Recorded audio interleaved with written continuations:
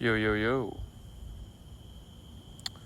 This is Dylan Orlis, your friendly neighborhood writer, author, gamer, friend, and more. And this is another edition of the Author Diary. This time we're going to be talking video games. I've been playing GTA 5, the next game after Control, oddly enough, on the Game Journal, which is where I stream games on YouTube. You can check that out. But I want to play. I'm finally playing the GTA campaign after not having played it all these years, just because I basically forgot about it. I got GTA when it came out, but only played it during college a little bit and then never played the story. So I'm wanting to play that because GTA 6 is coming out this year. And so I've been jumping into that. And I realized after Author Diary number 4, which was me going through these 8 books get to know me memes I made, totaling a grand total of 24 books to get to know me, of not necessarily the rankings of my top 24 books ever, but 24 books that were formative for me, influential in my process, and generally just books that I love. And it was fun to talk about them, going down the list. Like, I just had the meme pulled up on my phone. I was looking at the images of the book covers. And something similar I made, which was another social media trend, was people were sharing my 10 favorite games, or top 12 games, top 15 games. I made 3 different infographics with my top 11 games. So I have a total of 33 games here, which is crazy because I actually do track all the video games I've ever played in a big Trello board. And this is still only scratching the surface of like the total games I've played and the total number of like my favorite games. But these, 33 games, these top 11 in 3 different sections that I created, is a pretty good coverage of like the type of gamer I am, the type of games I love. And each of them are GJK memes also, where one of them has Gojo, one of them has Sekiro, and one of them has Yuji. And I also designed the infographics to be representative of these 3 sections of 11 games, also represent, in a weird way, those 3 characters. So the memes had kind of a dual purpose. I'll definitely post Imgur links to the 3 memes in the description on the video on YouTube so everybody can see the 3 memes. It's Gojo activating the full power of his Limitless. I alone am the honored one. It's true form Sakuna activating his ability, basic Mudra at the start of the fight at one point. And then it's Yuji, the final volume cover that Gigi made of Yuji. And then I put the game covers all around him, and kind of just presented that. But I will start it here. The first image is the Sakuna. And we'll start with, there's 4 handheld, or no, there's a couple of handheld games, I guess, and across all of them, because Game Boy was the first true console I ever had. So the first game isn't for Game Boy, but I associate Game Boy as kind of the progenitor. But me and my brother had an N64 as well. And the first game on here is Perfect Dark for N64, which was the first game I ever got that was mine, was Pokemon Yellow version and Dragon Warrior and some of those early GBA or Game Boy Color games, or just Game Boy games. And the first N64 game I ever got that was mine, we had like Pokemon Stadium and some of the other N64 games. We had Smash Bros was another one we had. But I remember going out of my way to get Perfect Dark. And it was also the first game I got by tricking my dad into getting it, because it was mature and I shouldn't have been able to get it. We got it at KB Toys, one of the times I got a game from there. And I kind of covered up the mature rating, and I'm sure it was really cashier's fault, but he must have assumed the dad was just buying it for himself, because I wasn't standing there next to my dad. I handed it to him and then went and browsed the toys. You don't want to be standing there, because then the cashier will know, etc. So Perfect Dark. So what is Perfect Dark? It was made by Rare, so it made GoldenEye. Perfect Dark was a first-person shooter with like a secret agent lady named Joanna Dark. And it's pretty crazy. It's like futuristic guns. There's guns you can throw on the ground that become mines. There's guns you can throw, they're like bombs. Some really fun gunplay. It takes after the system and first-person mechanics of GoldenEye. So if you ever played the James Bond classic, they made Perfect Dark a few years later using the same engine and everything. And I would argue it's a better game.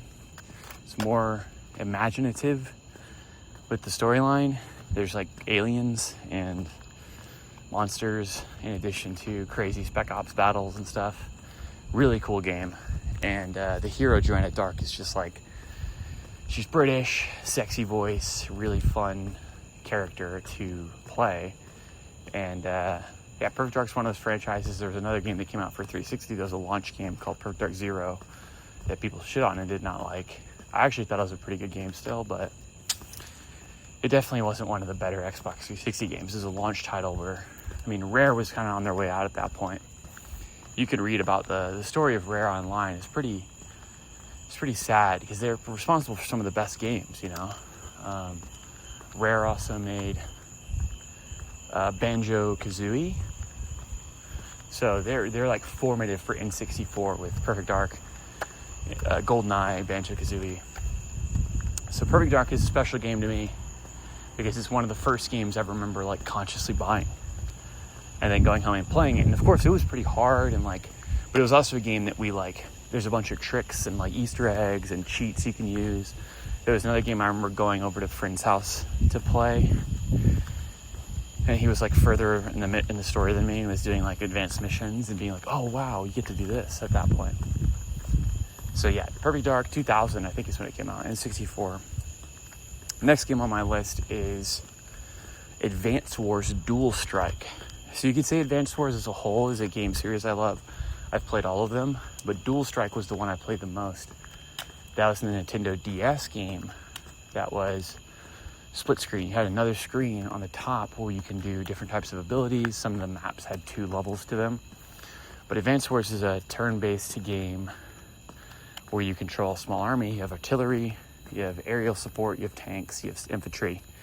It's like a modern-day war, but turn-based tactics. The animations are really cool. The little like battles, you see the tanks, so the jets fly up. Advance Wars is really fun, highly tactical, very difficult game.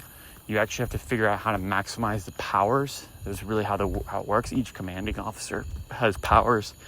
There's different MOs or strengths and weaknesses for each commander. Some commanders are good at long range, some are good at short range, some are good with tanks. Some heal their units, some can blow up other units with their commander power. Advance Wars Dual Strike, I probably put like 400 hours into this game.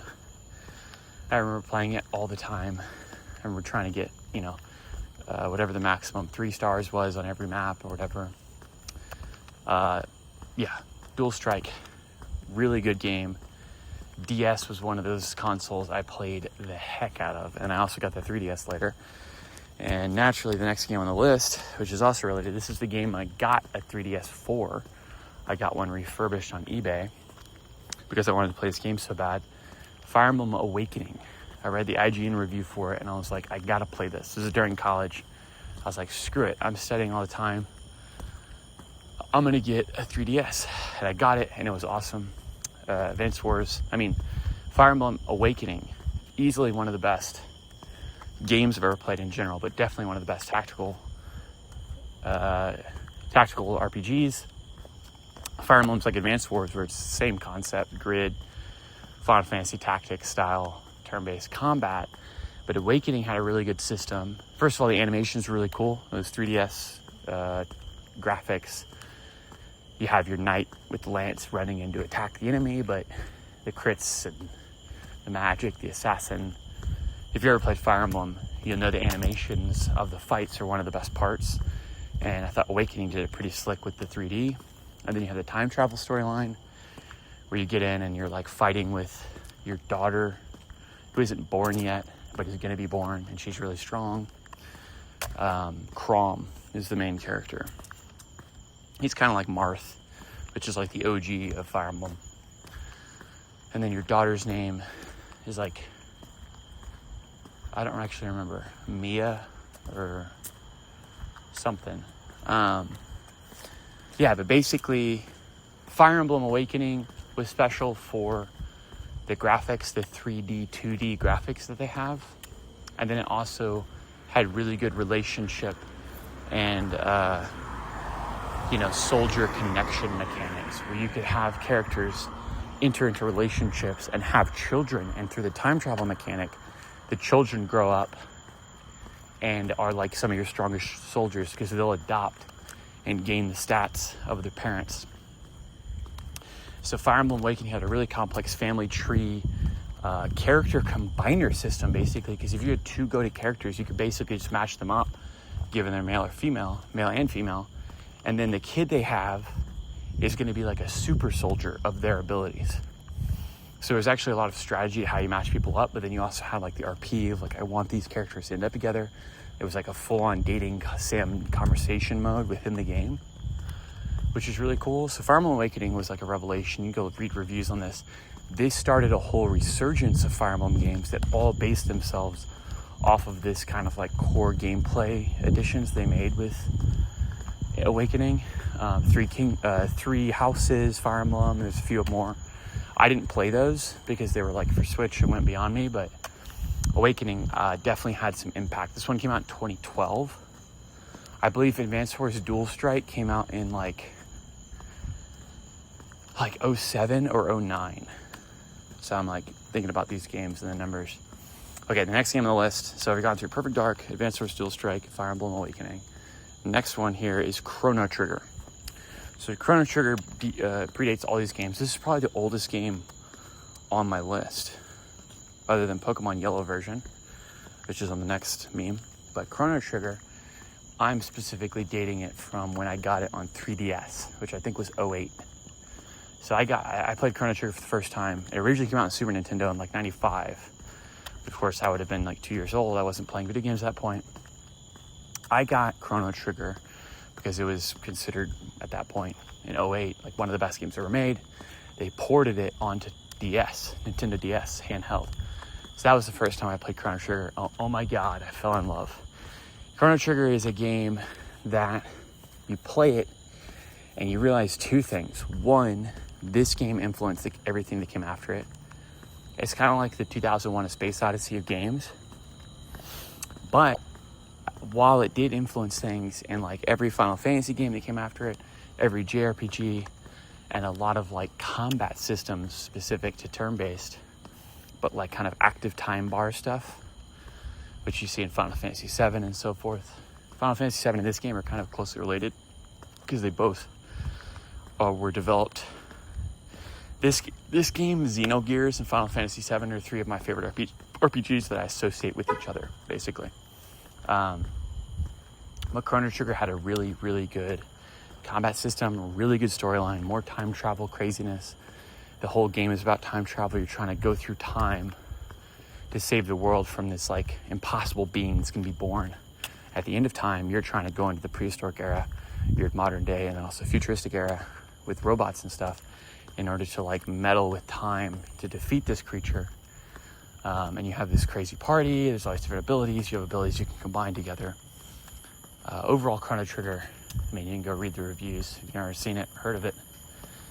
It's considered one of the best games of all time. A lot of people rank it as the top RPG of all time. And it's all for good reason. It's one of those games you can play and replay a bunch of times. There's a bunch of different endings. There's different party combinations you can do. There's different backstory stuff. It's one of those games you almost also need to use a guide on because of how complicated it is with some of the like decisions you have to make, when to go back in time, how to get to certain areas. It's a little bit more difficult than you think, and it's worth using the guide also in order to get to all the secret locations and get all the story from your different side characters and party members. So Chrono Trigger I've also replayed now on PC. It's on Steam. You can get it everywhere now. It's easy to play. Highly recommended for all gamers to play this game. It's also not very long. Okay, next game on the list. We'll go with Halo 3. I'm not going in any particular order, but these are the Sakuna games. These are all Sakuna-themed games. Halo 3. Halo 3. What can we say about Halo 3? Came out in 2007.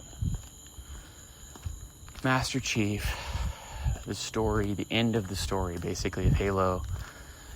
Halo 4, Halo 5, kind of a reboot, kind of getting into new stuff. Halo Infinite, it's still going, but Halo 1, 2, 3 is a trilogy. This is the end of that story, with the Arbiter, with the Flood, with Cortana.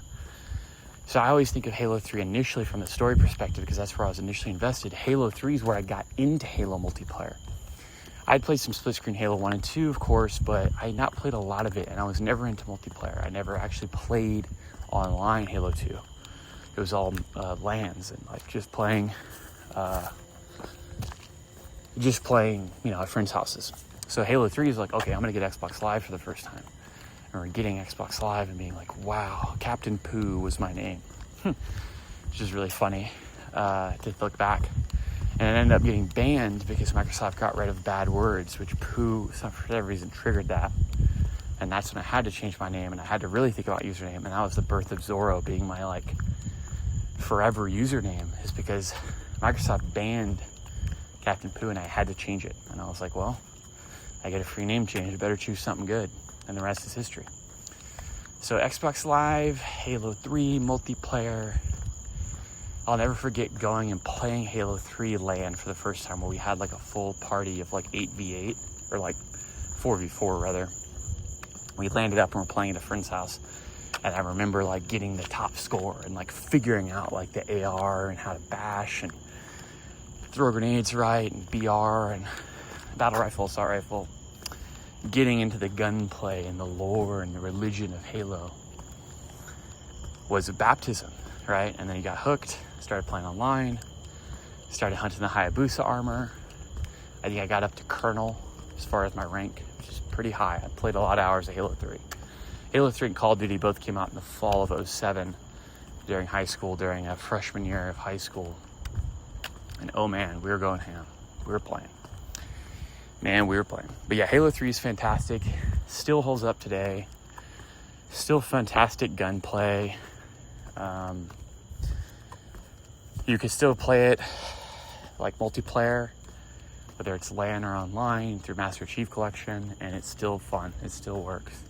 One of a kind game. Halo's kind of a gold standard still today when it comes to first person shooters. I think it's still one of the best. Most people would probably agree, especially from the standpoint of the story, the character, the impact of Master Chief, of the Arbiter, of Cortana. These characters still resonate. Still very healthy, thriving Halo community online, which is good to see. I don't mean game players, I mean like people that still love these games and talk about them and make memes and like art about them, fan art. As far as Halo Infinite online servers and the latest Halo game, how healthy it's doing, I don't really know. I actually replayed the Halo Infinite campaign with some friends recently, and it was pretty good. There's some issues with like world. I think there's just not enough gameplay. I don't think there's not enough content. Like I wish the world was more populated with more enemies, more crazy dungeons and fortresses and stuff. And the cutscenes are kind of annoying and took me out of it because it's so like, there's too many cutscenes, there's too many press E to open the door stuff in the Infinite campaign, which I could talk about and go on about. But basically it's like, it's pretty good. I see the vision, but there should have been more. This is my like take. So I still like Halo. I'll keep playing the Halo games as they come out, but Halo 3 is definitely the peak. And I say that as someone who enjoys Reach and even Halo 4, 5. I enjoyed both those games. I played a lot of Halo 5 multiplayer too. Okay, so next game is Witcher 3.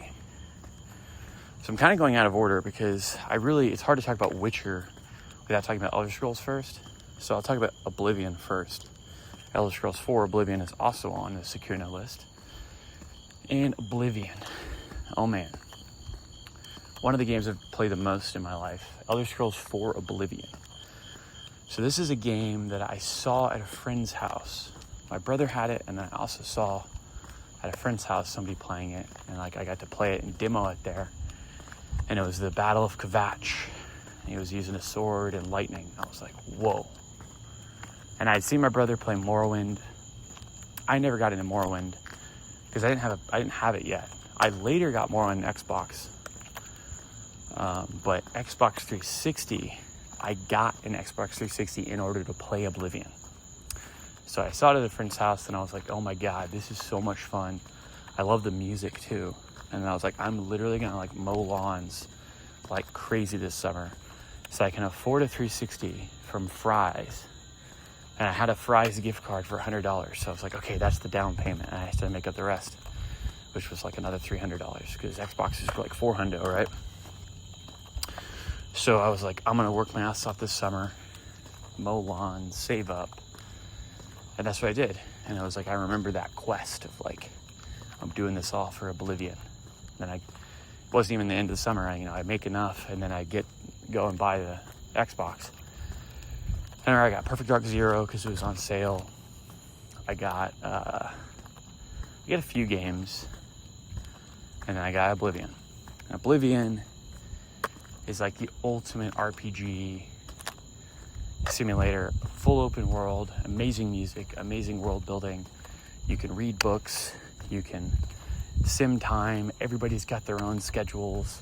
The bakers are baking in the city. The goblins are out there.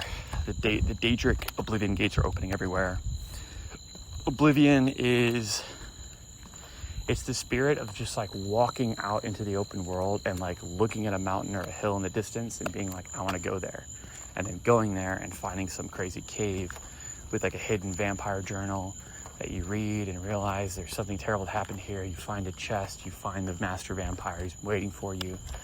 You play out the dungeons and like you just explore the world and like feel out what type of character you want to make as far as I'm going to use magic, I'm going to use stealth archery, I'm going to use a sword, etc.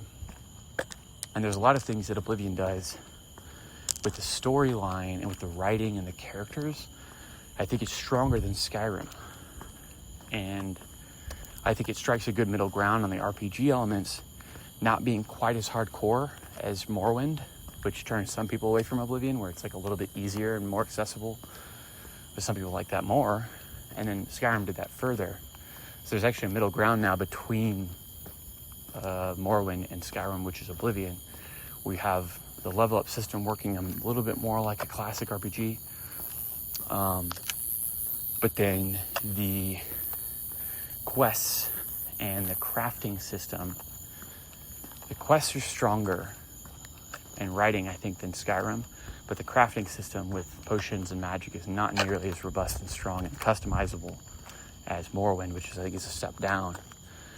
But Oblivion's still special to me. I still listen to the Oblivion soundtrack all the time while working.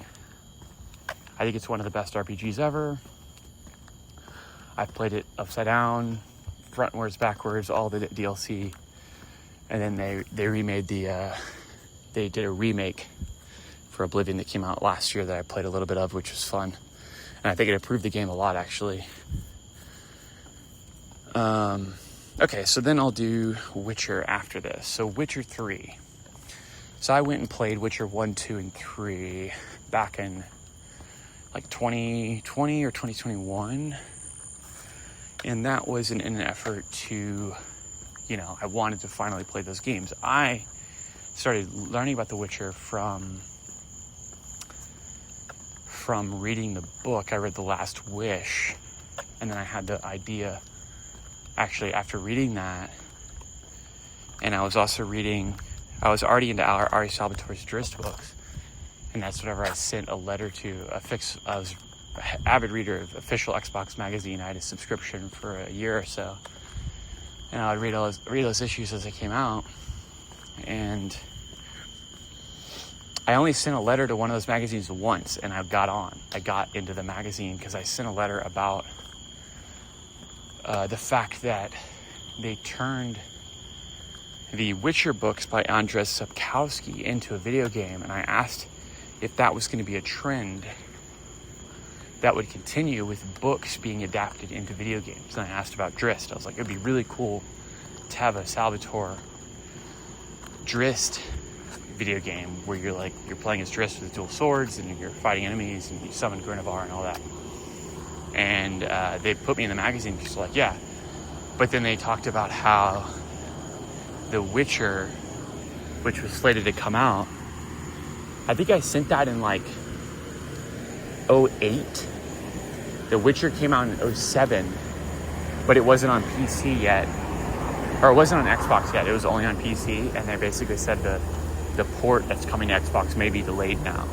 So you're just going to have your books for a while. And it was basically just like them sending back a letter to say, one, it's more likely that video games get turned into books. And by the way, that port you're waiting for The Witcher, it got delayed. Sorry. So it was also like it was like reporting news almost, like that news hadn't been reported elsewhere yet, or they're just reminding it in the letter section.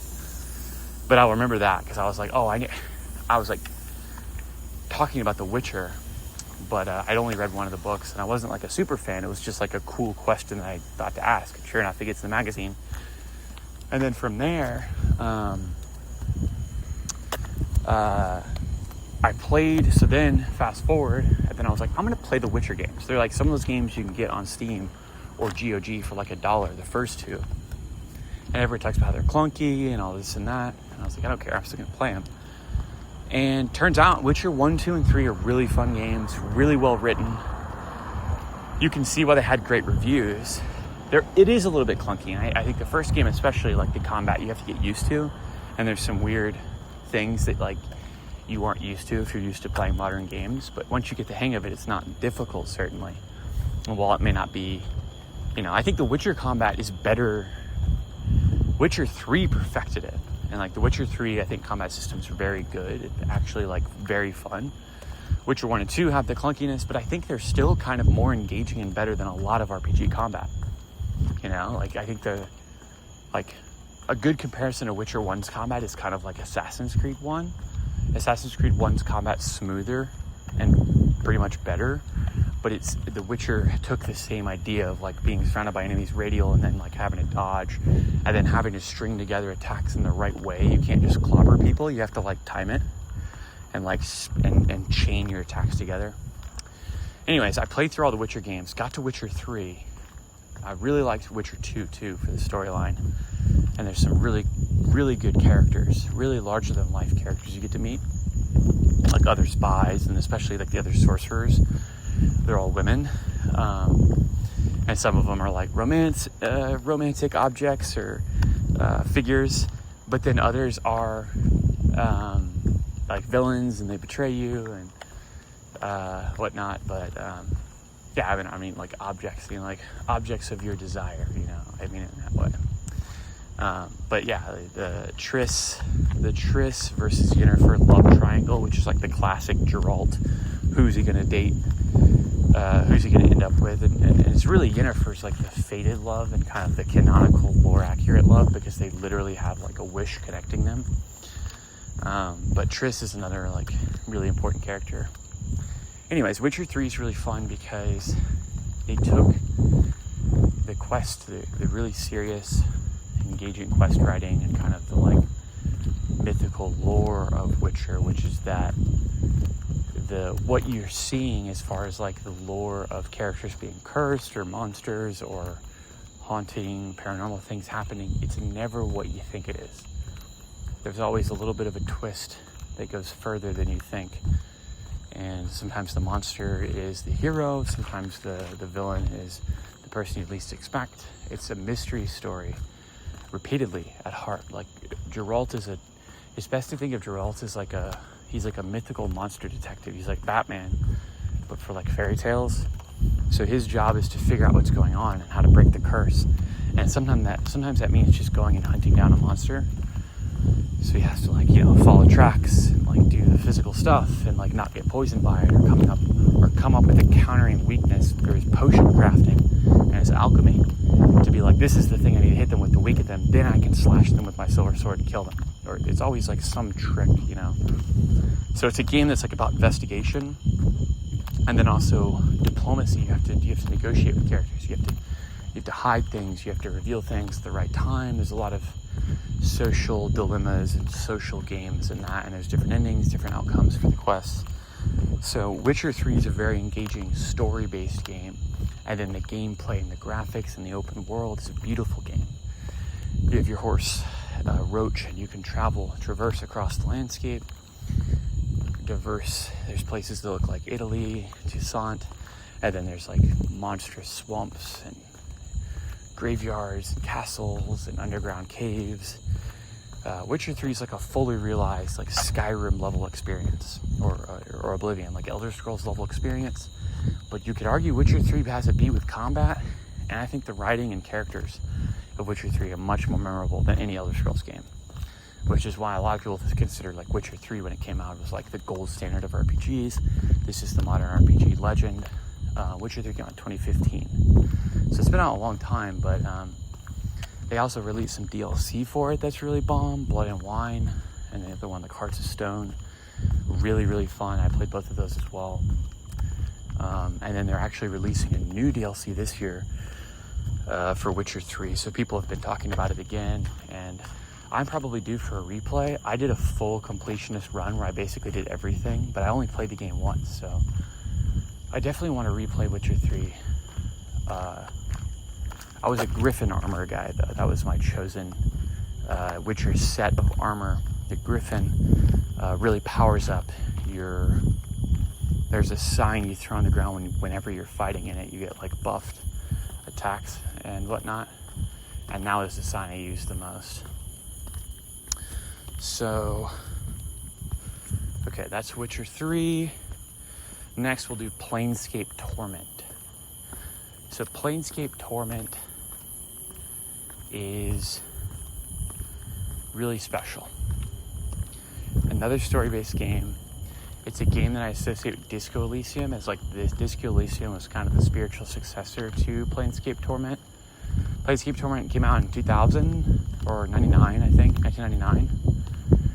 And I did not play it anytime it came when it came out. I played Planescape Torment in 2020 whenever I played Baldur's Gate 1 and Baldur's Gate 2, and I was was running through a bunch of old games I'd always wanted to play, and I went through Baldur's Gate 1, went through Baldur's Gate 2, and then I played Planescape.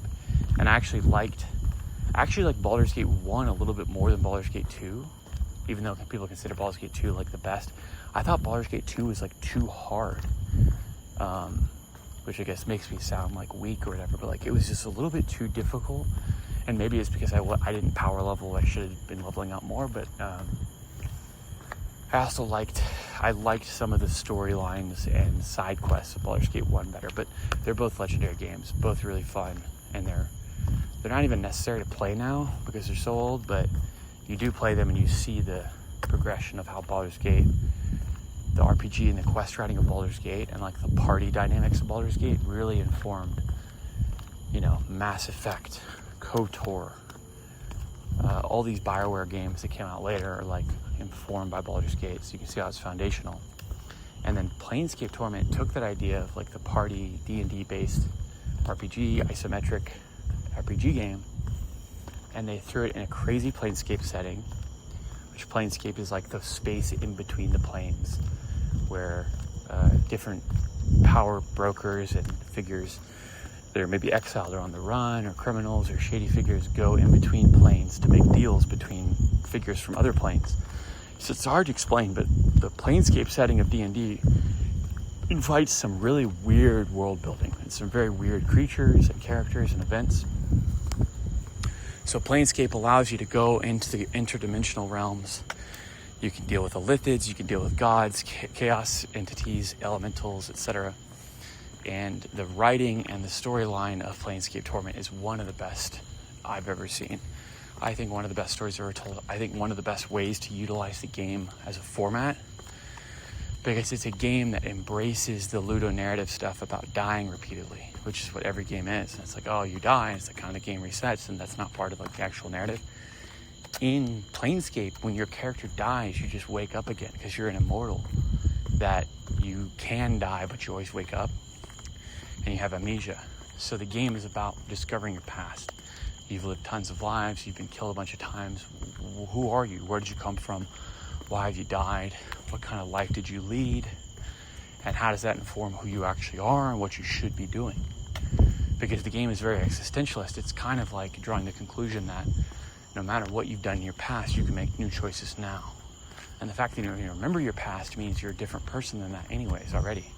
And learning what you did doesn't really change what you're doing unless you wanted to, etc. It's like a game about questions, philosophy, figuring out how to live your life the right way, because you encounter all these factions in Planescape Torment that are extremist and ideological, and there's factions that think they're already dead. There's factions that believe there's no God, or there's no order, or there's others that believe in a strict hierarchy, where if you're not strong enough to defeat the person above or below you, then that's how you get placed, etc. So there's like dustmen, godsmen, the sensates. There's like angels that are addicted to like sensation, angels and demons that are addicted to sensation, and like they have their own religion. So there's all these strange, crazy religions and like factions that you have to navigate. Some of them become enemies or allies. Some of them you can join the faction and gain the benefits of being in their organization. You can leave the faction as well, or you can fake being in a faction at one point. So there's all these like weird RP decisions that come with the factions, and then you navigate your way through, and by the end of the game you're discovering like you're one of the most important figures in the world, kind of, and there's all these crazy things that are in your past, and some of your party members are also these important figures that you have to like find out what role they've really played with your life. And then also with the quest you get involved in, the other characters become key players and everything. So Planescape's one of those games I could talk about a lot. I've written a whole huge essay on it, which you can read on my website. It's a game that is crazy it got made. It's crazy to think someone actually wrote all this and created this. It was this imaginative. It's a very creative, imaginative game. And a lot of the conflicts and encounters you do don't really have a combat ending. A lot of the encounters are about figuring out diplomacy, or how to figure out how to escape a situation with your mind, intellect, and with a good idea, versus like using spells and attacking. Because that game has all the same attack and spell mechanics as like Baldur's Gate, but you end up using your spells a lot less. That game also has some crazy magic items that are really fun to use. Really creative stuff in that department. So that's a good game.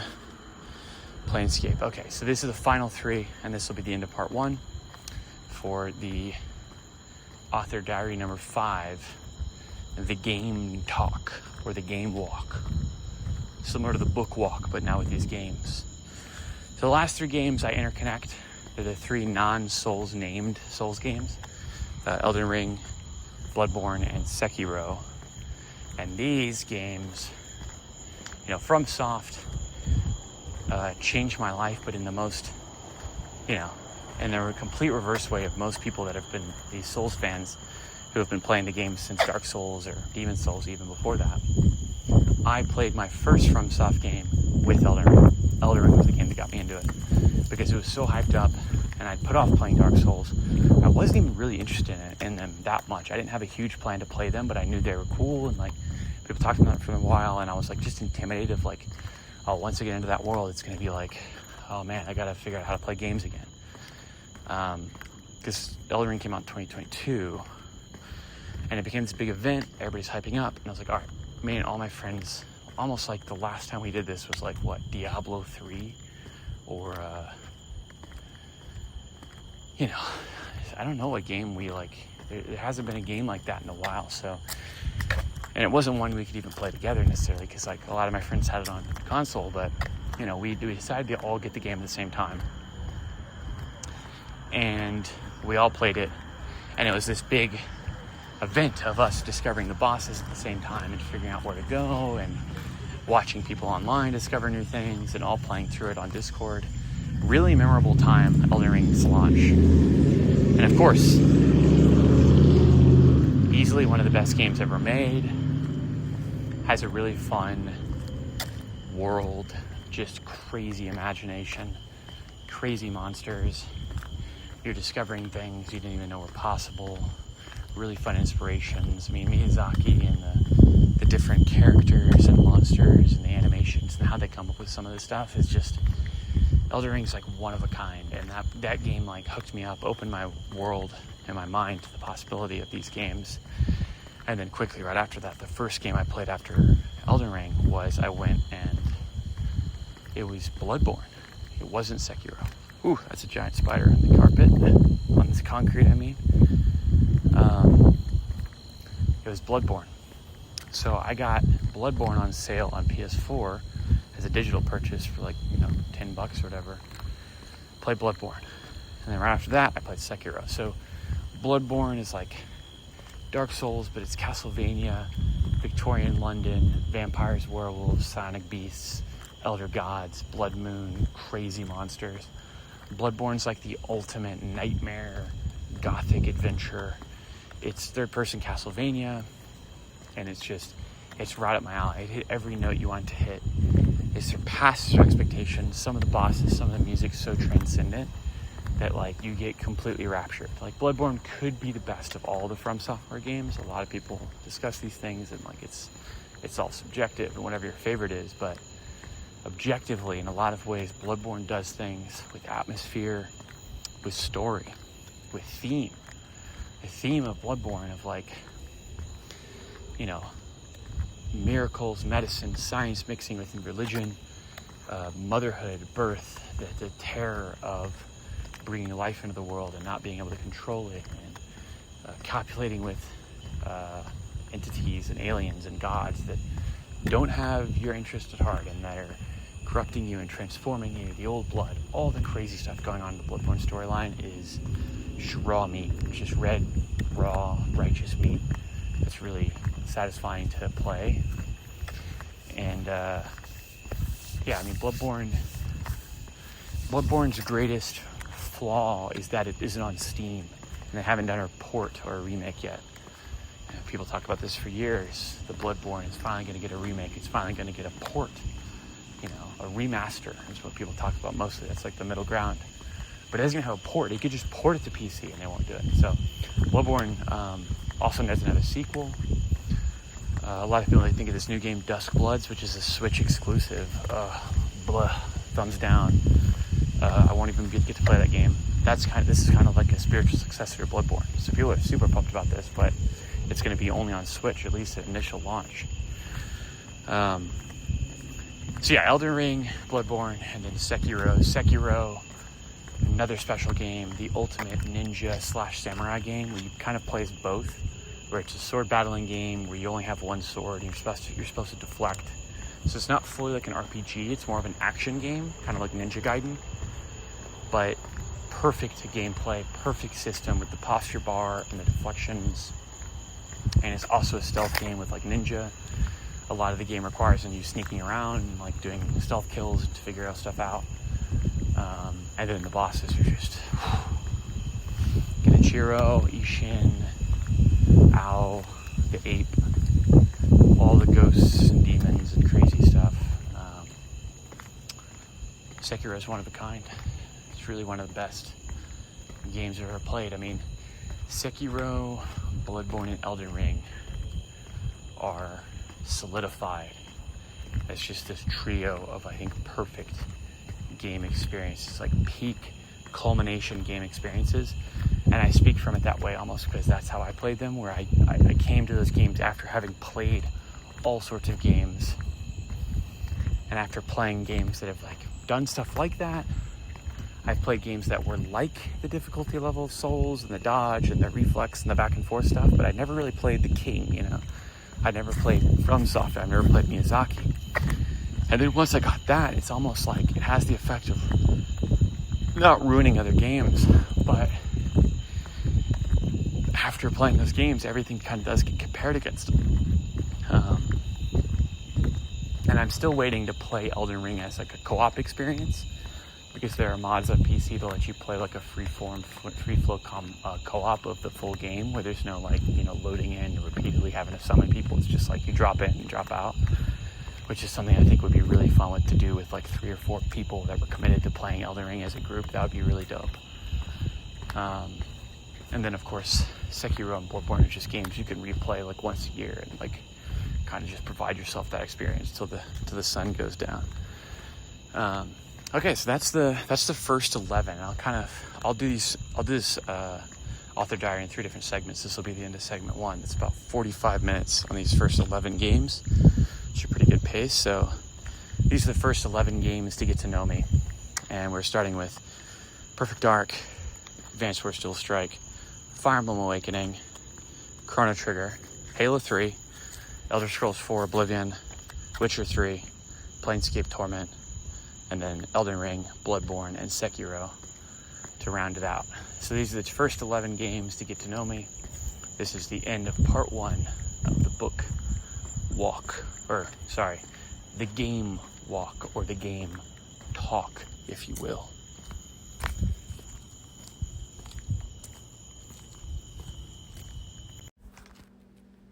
Yo, yo, yo, we are back. We are back. This is Author Diary number 5, part 2.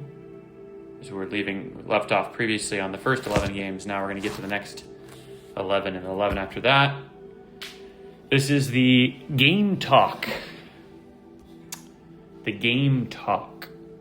These are my favorite games, the games that inspired me. There's 33 in all, because there was a meme trend some point last year. It's like the top 10 games to get to know me, and I made one and ended up with 11 instead of 10. So I did top 11 games, and then I kept kind of looking at all the games I've played and kind of came up with a list of my favorites, and then I made 2 more memes that were 11 and then 11 again, so 33 in all. And we did our first 11 already, so we're continuing on with the next 11. And this is on the Gojo meme. So this 11 is more Gojo themed, whereas the last 11 were more Sukuna themed. Lightly, vaguely. This is kind of just the spirit of the meme and having fun with it. But we'll start here with the Game Boy games. Game Boy OG.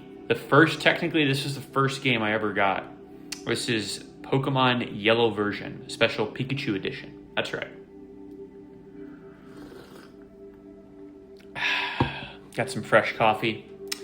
So Pokemon was special to me. Pokemon was fun because we got to get that. We got that game, me and my brother, and then our friends got it too. And we go over to like sleepovers or hang out at recess, and you'd do the gyms together, or talk about what part of the game you're in, or you have the link cables. The old, before Wi-Fi, there was trade link cables, and certain Pokemon like Haunter and Graveler would only transform or evolve into Gengar and Golem, for example, or Alakazam, Kadabra evolving into Alakazam. All of these were examples of Pokemon that were really strong, but that middle evolution couldn't get to the third unless you traded. So you had to trade at like daycare, you had to trade at recess. Playing Pokemon, during daycare, recess, at sleepovers was a huge delight. And whenever a new Pokemon game came out, I remember playing like Silver version at my buddy's house, and like he got gold, and we're both playing, and we got different starters. We're kind of talking about how we're training. We're both getting to the gyms at the same time, sharing secrets, which items we found and whatnot. Pokemon's hugely important, obviously, and Yellow version was really cool. Specifically, I didn't even know, I just got one. I picked the Pikachu one because I liked the cartoon. The cartoon was on TV. Everybody loves Pikachu. So I'm a little kid. This is in 1999. So I'm 6 years old. And I'm just like, I want Pikachu edition. I didn't know what it was, but Pikachu edition, Yellow version, is really cool. In between, it's like the one that came out after Red and Blue version came out. Well, those were the first ones. My brother got Red version, I believe. And then I got Yellow version once I was playing on the Game Boy. And Pikachu is really cool. But you get Pikachu as your starter. But then in the game, and places that aren't really that hard to find, but you have to like kind of use a guide to find them, you can get Charmander, Bulbasaur, and Squirtle. You can get all 3 starters on your team in Yellow version, which is really cool. And I ended up doing that later. So Pokemon was really good. I'm not as big of a Pokemon fanatic as some people. They're not like my favorite games ever, but I did play a lot of the Pokemon. The ones I remember a lot, Silver version was really cool. And then I played a lot of Ruby. Ruby was the one I took the most seriously because that's when I was like, in like 4th, 5th grade. And I was, starting to get a little bit more strategic and mental with how I played games. So Ruby version I remember taking really seriously and kind of doing a completionist run on it, catching a lot of Pokemon and whatnot. And then in high school, there was a bit of a Pokemon revival when Heart Gold and Soul Silver came out. I got Heart Gold, and I started EV training and getting into that. And there was like a whole revival where we got into Magic, and then we got into Pokemon while we were at the end of high school. So I played a lot of Heart Gold. And then in college, I still kept going, and I played Pokemon Black and White. I think I had White. And then I also ended up playing Y version. There was X and Y at some point, and I played Y. And then that was the last time I played Pokemon, really. And now there's a bunch of Pokemon games on the Switch, and I don't play Switch. So Pokemon's dope. If you ask who my favorite Pokemon is, it's always been the same answer. I like a lot of Pokemon, but my favorite all-time is number 123, Scyther. The grasshopper ninja praying mantis Pokemon. And I do like Scyther better than Scizor, which is his evolution that comes later.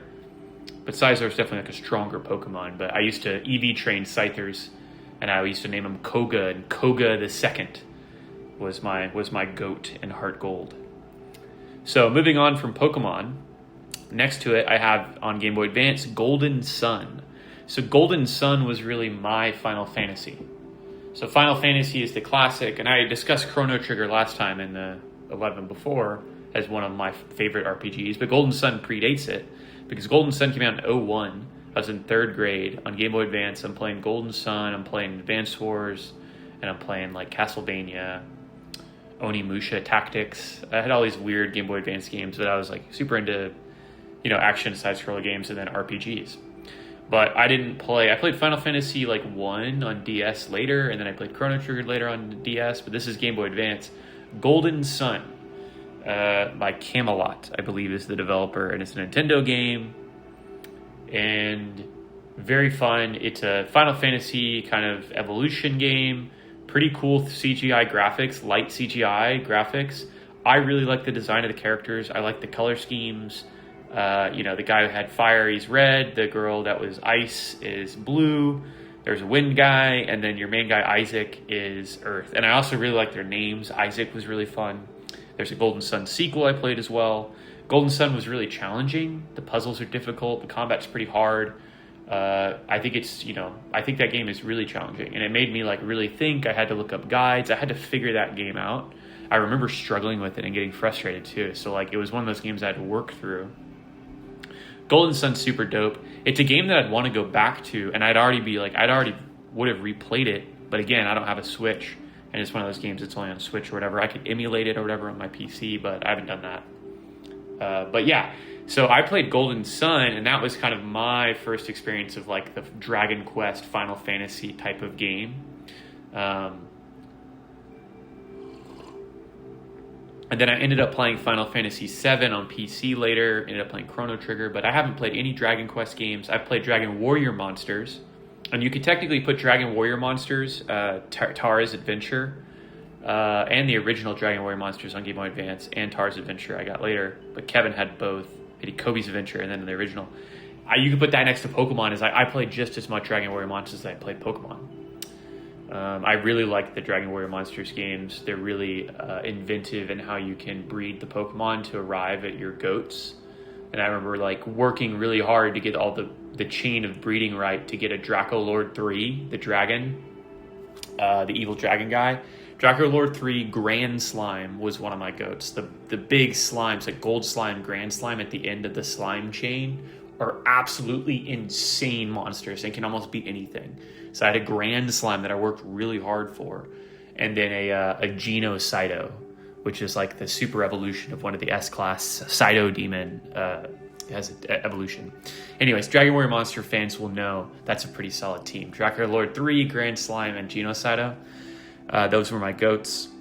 So that's the old handheld games. Now we're moving into the next-gen stuff. There's a lot of really fun next-gen games here. I'll start with the one that's next chronologically, honestly, which is Skyrim. So Skyrim it came out in 2011. It's crazy to think we're still waiting for the next iteration of Elder Scrolls, but we are. 15 years later. Skyrim came out while I was in college, my freshman year, and we did a midnight release. We were, hanging out next to a mattress firm eating snacks as the line wrapped around the building. Last time I went to a midnight release for a game, right there, Skyrim. We got Skyrim.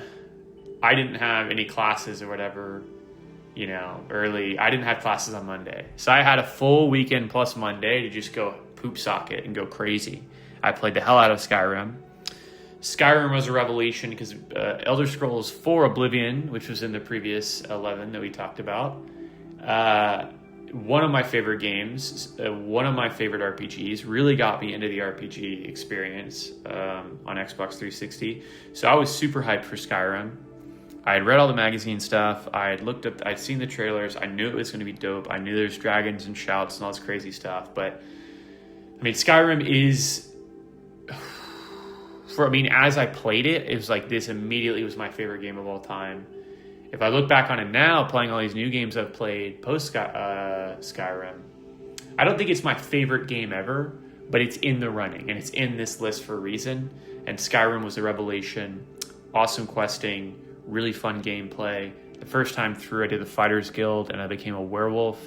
So I was power attack, ragdolling people in dungeons, launching people off of edges, Fusro dying everyone, dragon hunting. I was a stealth archer, werewolf. And then I made other characters that were summoners. My great invention in Skyrim was playing a pure caster that specializes in illusion magic and summoning, conjuration magic. So the gameplay with Skyrim with casting for me, that was fun. Obviously, you can play the destruction, just like dual casting fireballs into the middle of stuff, and that's always going to be dope too.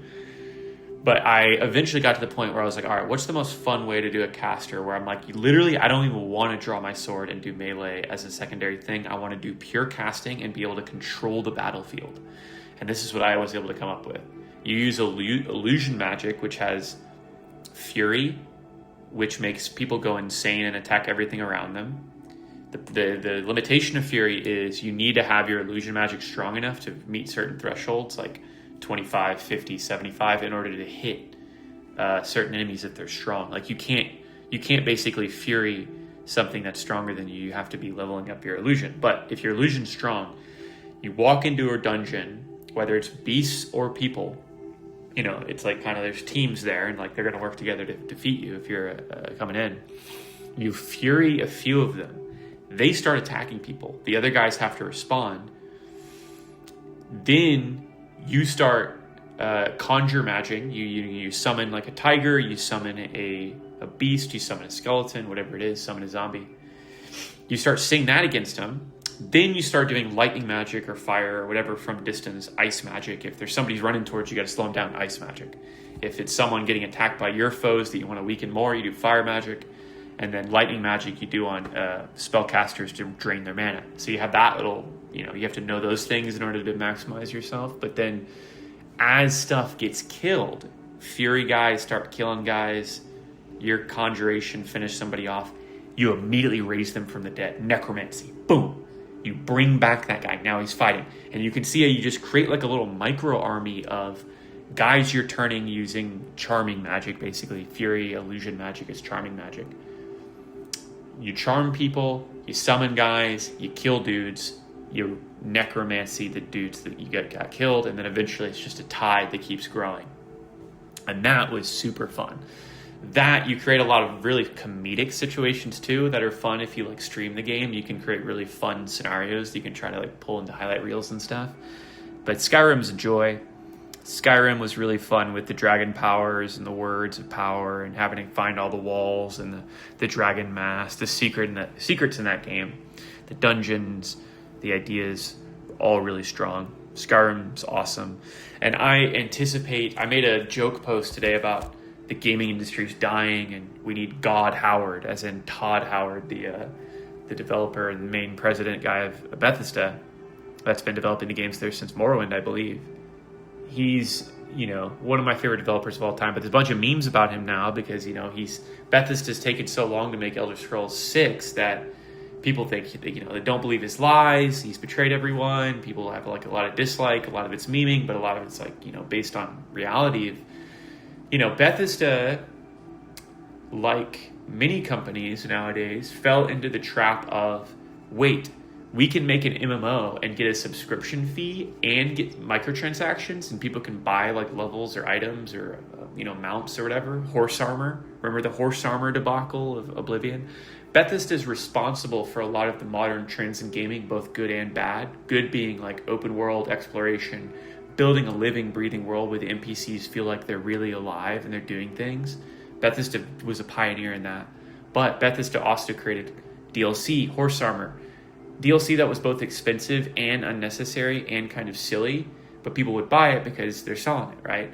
And that created the trend of DLC, and you can charge $10 for a ripoff throwaway thing like horse armor. People will eat it up and buy it. So then that started incentivizing the suits and the executives at most companies to be like, hey, you need to get in on this DLC thing. Look at this revenue stream that we don't have yet, et cetera, et cetera. Then the snowball starts to roll down the hill.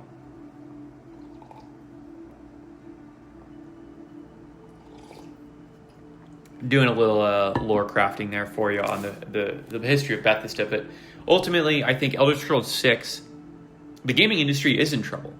Like, I made that meme post today because there's all these things coming out about layoffs recently in the last week or so, and Microsoft's laying people off. Bethesda's not necessarily affected by this, but Bethesda's part of the Microsoft field of, activity and developers. So Bethesda has been in the news a little bit recently where they've talked about how one of the things they said recently, there's no updates on Elder Scrolls 6 as far as actual content or gameplay or anything, but they talked about how the Elder Scrolls 6 is now the company's main focus. The Fallout DLCs and the Starfield stuff, all that's done. Starfield may not even be part of their roadmap going forward. They're focusing on mainline Bethesda games and Fallout games. So the thing to come out after Elder Scrolls 6, I think, is going to be Fallout 5. They're going to have to go back to their mega franchises. Starfield was basically a failure, from my understanding. I haven't played the game. I wasn't interested in it. I waited for reviews. The reviews weren't good. I looked at some gameplay. It did not look interesting to me. The problem with Starfield, the reason I love Skyrim and Oblivion and Fallout 3 and New Vegas and Fallout 4, I like all the games. I haven't played Fallout 76, but New Vegas is fantastic. Fallout 3 is fantastic. Fallout 3 is my favorite of all of them. I've played Fallout 1 and Fallout 2 too. They were both great as well. I went back and played those when they were on sale on Steam. I love Fallout. I love all the Elder Scrolls games. So I am still hyped, and I expect big things from Elder Scrolls 6. It probably can't live up to the hype, all the time and energy, and people have been waiting for the game for so long.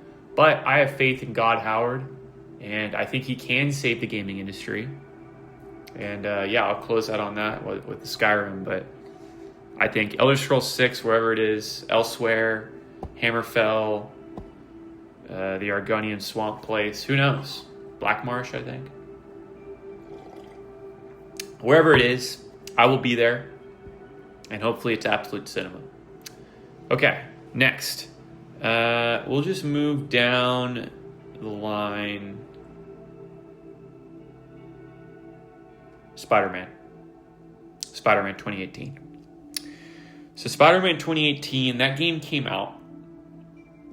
And I saw gameplay of it. And I was like, I gotta have this.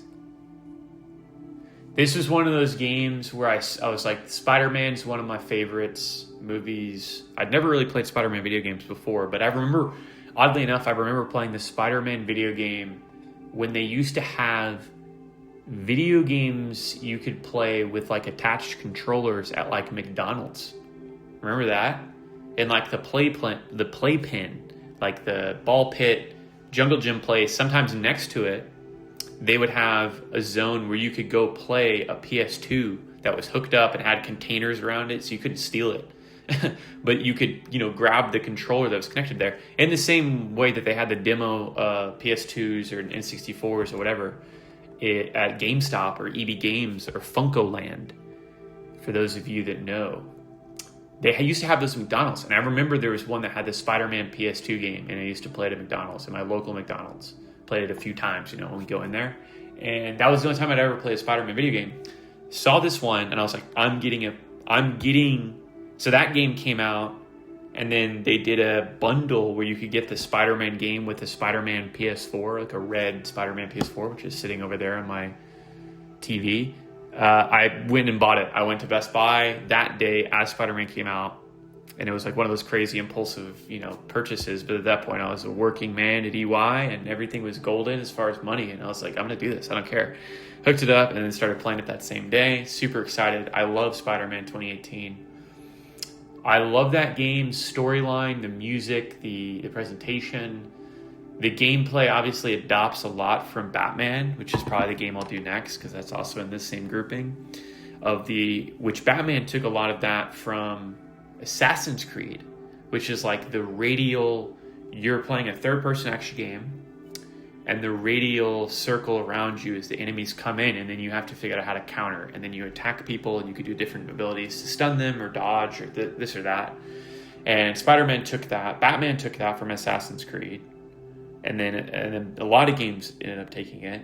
And then Spider-Man took the same idea, but took it to Spider-Man's ability. So Batman was all martial arts. He's like breaking arms. He has like one combo finishers. He has dodge. He has batarangs. He has grapple hooks. He has smoke. And then take it to Spider-Man. He's got different gadgets. He can shoot from his web slingers. He's got dodge abilities. He's got grab abilities. He's got fly abilities. He's got grab and bring people up with me abilities. You can web people up and then turn them into a battering ram, swing them around, etc. All the Spider-Man special abilities are fantastic. One of the great games for like really getting you to embody that actual character, and you feel like you are that character as you play them. It's fantastic. And it's like can be pretty difficult if you ramp up the difficulty and you're playing it, doing all the challenges, and like you do have to get pretty good. You have to figure out how to like play Spider-Man and maximize his special abilities to get people to knock out foes, because they start shooting guns at you and you can dodge things all the time. But if you're trying to take people out and then also dodging, you can only do so many actions at once. You get caught in between and then you get shot, and Spider-Man goes down quick. He just can't get shot. So Spider-Man's fantastic, and Spider-Man 2 is a game I want to play pretty soon. I actually need to get it before the Steam sale's up, because I want to play that on the Game Journal. I'm definitely going to stream that game, do my commentary on it. I think Spider-Man 2's been on Steam now for like a year or so, and I've kind of slacked off and haven't played it. So that game and Death Stranding 2, I need to play. So moving on from Spider-Man to Batman, I have the Arkham Knight game here, which I think is the best and most complete of the Arkham series, the Batman video games by Rocksteady. Obviously, I started with Arkham Asylum like everybody else in 2009, and then Arkham City was like 2011, and then Arkham Knight's 2015. I was playing Arkham Knight at the end of college. Yeah, the Batman video games, perfectly done. The voice acting, the story, the Joker, it's Mark Hamill, Kevin Conroy, R.I.P. is Batman. So good. I mean, really it revitalized, I think, a lot of interest in Batman, and also was able to perfectly capitalize off of the success of Dark Knight, which came out the year before, in 2008. The Arkham Asylum came out in 2009. Just a platinum game for like everybody loved that game. Everybody was playing Arkham Asylum and figuring out how to sneak and stuff. I love Batman, and I was a big Batman animated series guy. That's kind of how I got into Batman as a kid. And then obviously, getting into the Batman movies. I remember liking the Clooney movie as a kid. I liked the Kilmer movie as a kid. And then, Keaton. The Keaton movies I actually didn't watch as a kid. I watched those later. The ones I grew up with were like Clooney and Kilmer. And then I really liked the Bale movies as well, obviously. All Batman is amazing. Batman Beyond is fantastic too. So I liked Batman, but really what I love about the Batman video games is they really get into the lore of the characters, like the more minor characters you don't really get to see unless you're like reading the comics. Which, of course, I got into Batman comics because I got into Dark Knight Returns, Frank Miller. I saw that, and I just was like, oh my god, this looks amazing. And then, I started reading the Alan Moore Batman comics, Killing Joke. And then I read some of the major ones and some Justice League comics. But Batman's definitely the comic I've read the most as well. So I haven't read a lot of Spider-Man comics. So Arkham Knight has a place on this list as well. One of my all-time favorites. I just replayed Arkham Knight last year as well. Fantastic game. Moving on, we'll go to Death Stranding. So Death Stranding came out in 2019. I played it in 2021. Or maybe it might have been 2022 or 3. I actually don't remember. But I played it a few years later, and I played the director's cut. So I was playing it, and this is one of the first games I streamed my commentary of all the way through. You can watch my whole Death Stranding playthrough on YouTube on my channel. And Death Stranding was great. Death Stranding is the next generation of what Kojima's visions are for video gaming and for action, fun video game experiences. And we haven't gotten to Metal Gear yet. All the Metal Gear games separately actually make up like 5 of the games on the next 11, which is the Yuji meme. So Metal Gear's on my list as well. Death Stranding's on the Gojo meme because Death Stranding is a little bit more, it's a way more sci-fi, and it's way weirder than Metal Gear. Metal Gear is very much like, let's do like an anime about the military-industrial complex and about a Rambo-type special ops guy that has to come back in and save the day in a hero, spy, James Bond's type mission situation. Death Stranding is post-apocalyptic exploration game where you have to reconnect society because society's been destroyed by a kind of psycho-spiritual event where the land of the dead is connected with our reality, and whenever human beings die now, they explode like a nuclear bomb. And I know that sounds ridiculous, but it really is explained well as far as Kojima making the game and the world building. You have to play the game to really understand it. I'm doing a very shorthand version of what the actual lore is, but the Death Stranding is the name of the extinction event, and it's basically the metaphor and the lore of Death Stranding is there's a lot of themes and visuals that clearly look like beached whales covered in black oil, and the beach being this super spectral realm that's kind of a new dimension that it's like the collective unconscious in a way where all humans can see it. We can all go there, but it's all we can separately go there. And then if we're both there, you can see somebody in the beach, but it's weird and there's superpowers. And so it's like a futuristic event where humanity's starting to change. We have superpowers and psychic abilities. The beach is revealed to us, the land of the dead. All these philosophical questions come up about what the Death Stranding is. It's like what the game is. You're exploring the aspects of how it's changing, what threats are coming at you and whatnot. And your role is as a courier, as a delivery man, who's taking taking things from place A to place B.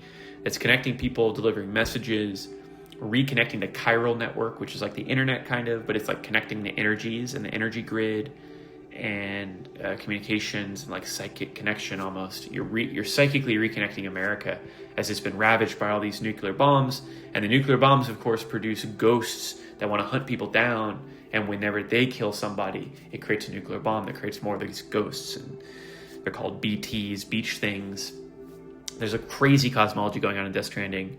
And a lot of people, when it first came out, kind of made jokes and memes about it being kind of a walking simulator. You're just delivering stuff. But if you actually play the game, it's very engaging. It's very much, you get into this mindset. It's kind of like playing, Harvest Moon or Stardew Valley or Crazy Taxi, right?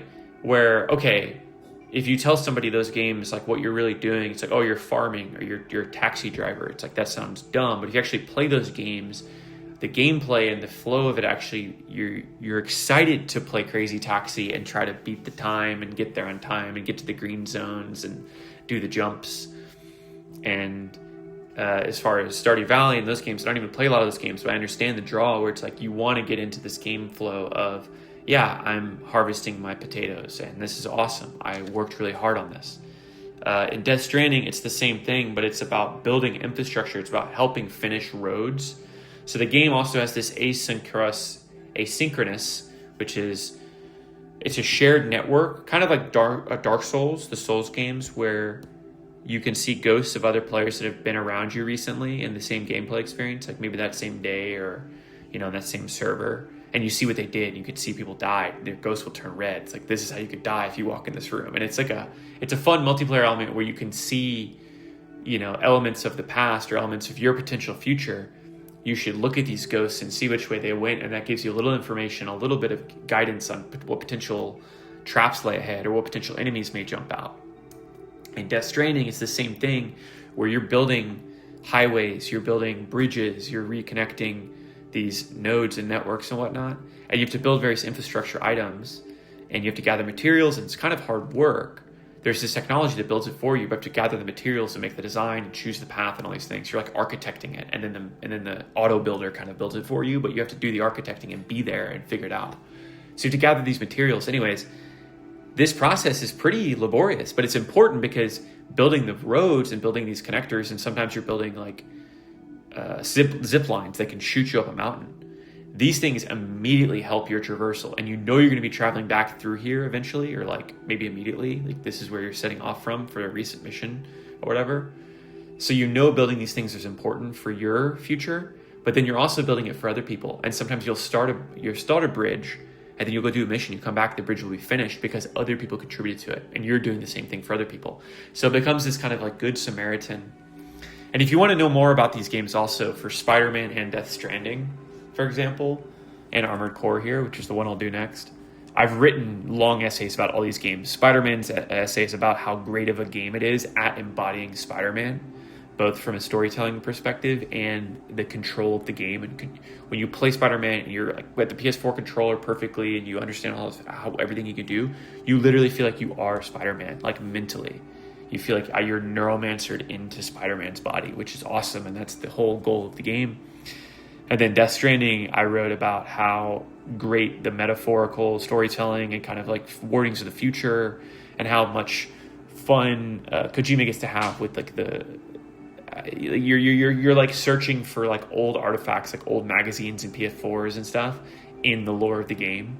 And he gets to talk about how collecting things and sharing memories and sharing memes is like important for the future, because in the future things could be worse or things could be destroyed. We could lose technology, we could lose connections. So it's important to preserve these things, and collecting physical media is something Kojima has talked about. It's in the news right now about PlayStation ending discs. They're not going to do discs anymore. It's all digital now, which has been a thing for a long time in the PC world for Steam. But the difference is Steam games and good old games, GOG, and there's various other ones like Itch on PC, where you can buy and own games or you actually have the master file and you can own it, and it's called DRM free. And Steam has a little bit of that too, but Steam's DRM, because that protects games from being easily pirated, because once you have the master file, you can just go send it to all your friends. So I understand what the concerns are with that, but the PlayStation digital environment doesn't have that. So that means no more used games. That means no sharing games. That means games could lose the license and they could take it away from you. So these are things that actually Death Stranding, if you play the game, it's talking about stuff like that in that game too. So another aspect of Kojima, predicting the future and knowing these types of things are going to go away. Analog technology is going away, but what are we losing? What are we not preserving if we don't, choose to preserve it, to go out of our way to preserve it?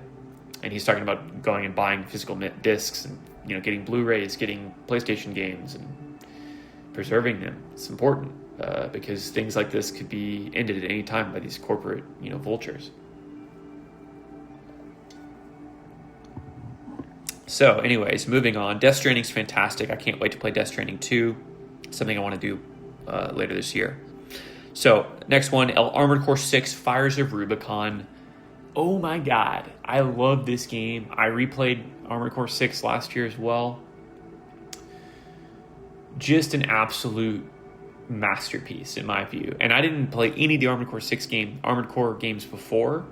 I knew about them. I really liked mech games, but I'd never really gotten into any, and I never really played any. I remember one of my favorite mech games, oddly enough, was Slave Zero on Dreamcast. Anybody who knows, was a game that we got. We had some Dreamcast games. Our Dreamcast broke eventually, so that was pretty sad. We couldn't play those games anymore, but Slave Zero was a game that's really interesting, really odd to control, but like a fun world, like cyberpunk kind of future city. We were a giant like mech running in between the skyscrapers and kind of having to like blow up buildings and like grab like vehicles and like throw them and do all this crazy stuff.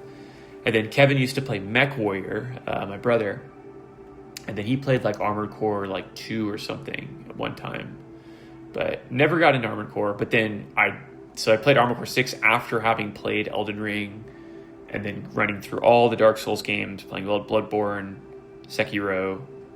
This is the first game after Elden Ring that I played as it came out, when From Software. I had seen the hype and I'd seen the videos, and I was so hyped about Armored Core 6. I'd followed all the stuff they'd released, and I was watching all the videos and getting hyped and reading the articles. which was fun because I don't do that with games anymore. I used to do it all the time when I was a kid, when I'd get the magazines, and I was like hyped about Rainbow Six Vegas too. I was doing that with Armored Core 6, came out, and then it like broke through my expectations. I was super hyped about it, and it was even better. Just, I love the Armored Core combat system of dodging and the melee. I used the butt saber, the BUTT saber, which is the opening item. I used that for the entire game when I played it. And then I played it again, and I played with the same saber because I tried all these different melee weapons. I really like playing melee. So I usually play with like a machine gun or shotgun with right hand, and then my left hand is always a sword, a laser sword. Or I tried like the other melee weapons, the super hammer fist, all these different things. But I really love that butt saber, man. I was a butt saber enthusiast. But yeah, I played the heavy grasshopper leg jump guy because I was a big dodge jump agile fighter, and then I would get their posture bar down and then rush in and either kick them with the push off kick or use my melee, or both sometimes. Really fun game. Once you figure out how to fight certain enemies and certain bosses, it's like you feel more powerful than anything. You feel like a master anime like engineer pilot, like God. I love Armored Core 6, man. One of my favorite games ever, and like it's just a special place in my heart. I love that game. Can't recommend it enough. Really good soundtrack. The story's really good too. It's one of those games where the story's kind of light and it's all told through cockpit chatter and just getting orders and kind of getting like choosing. I mean, it gets more complex to you. There's multiple playthroughs. We can choose all the different options.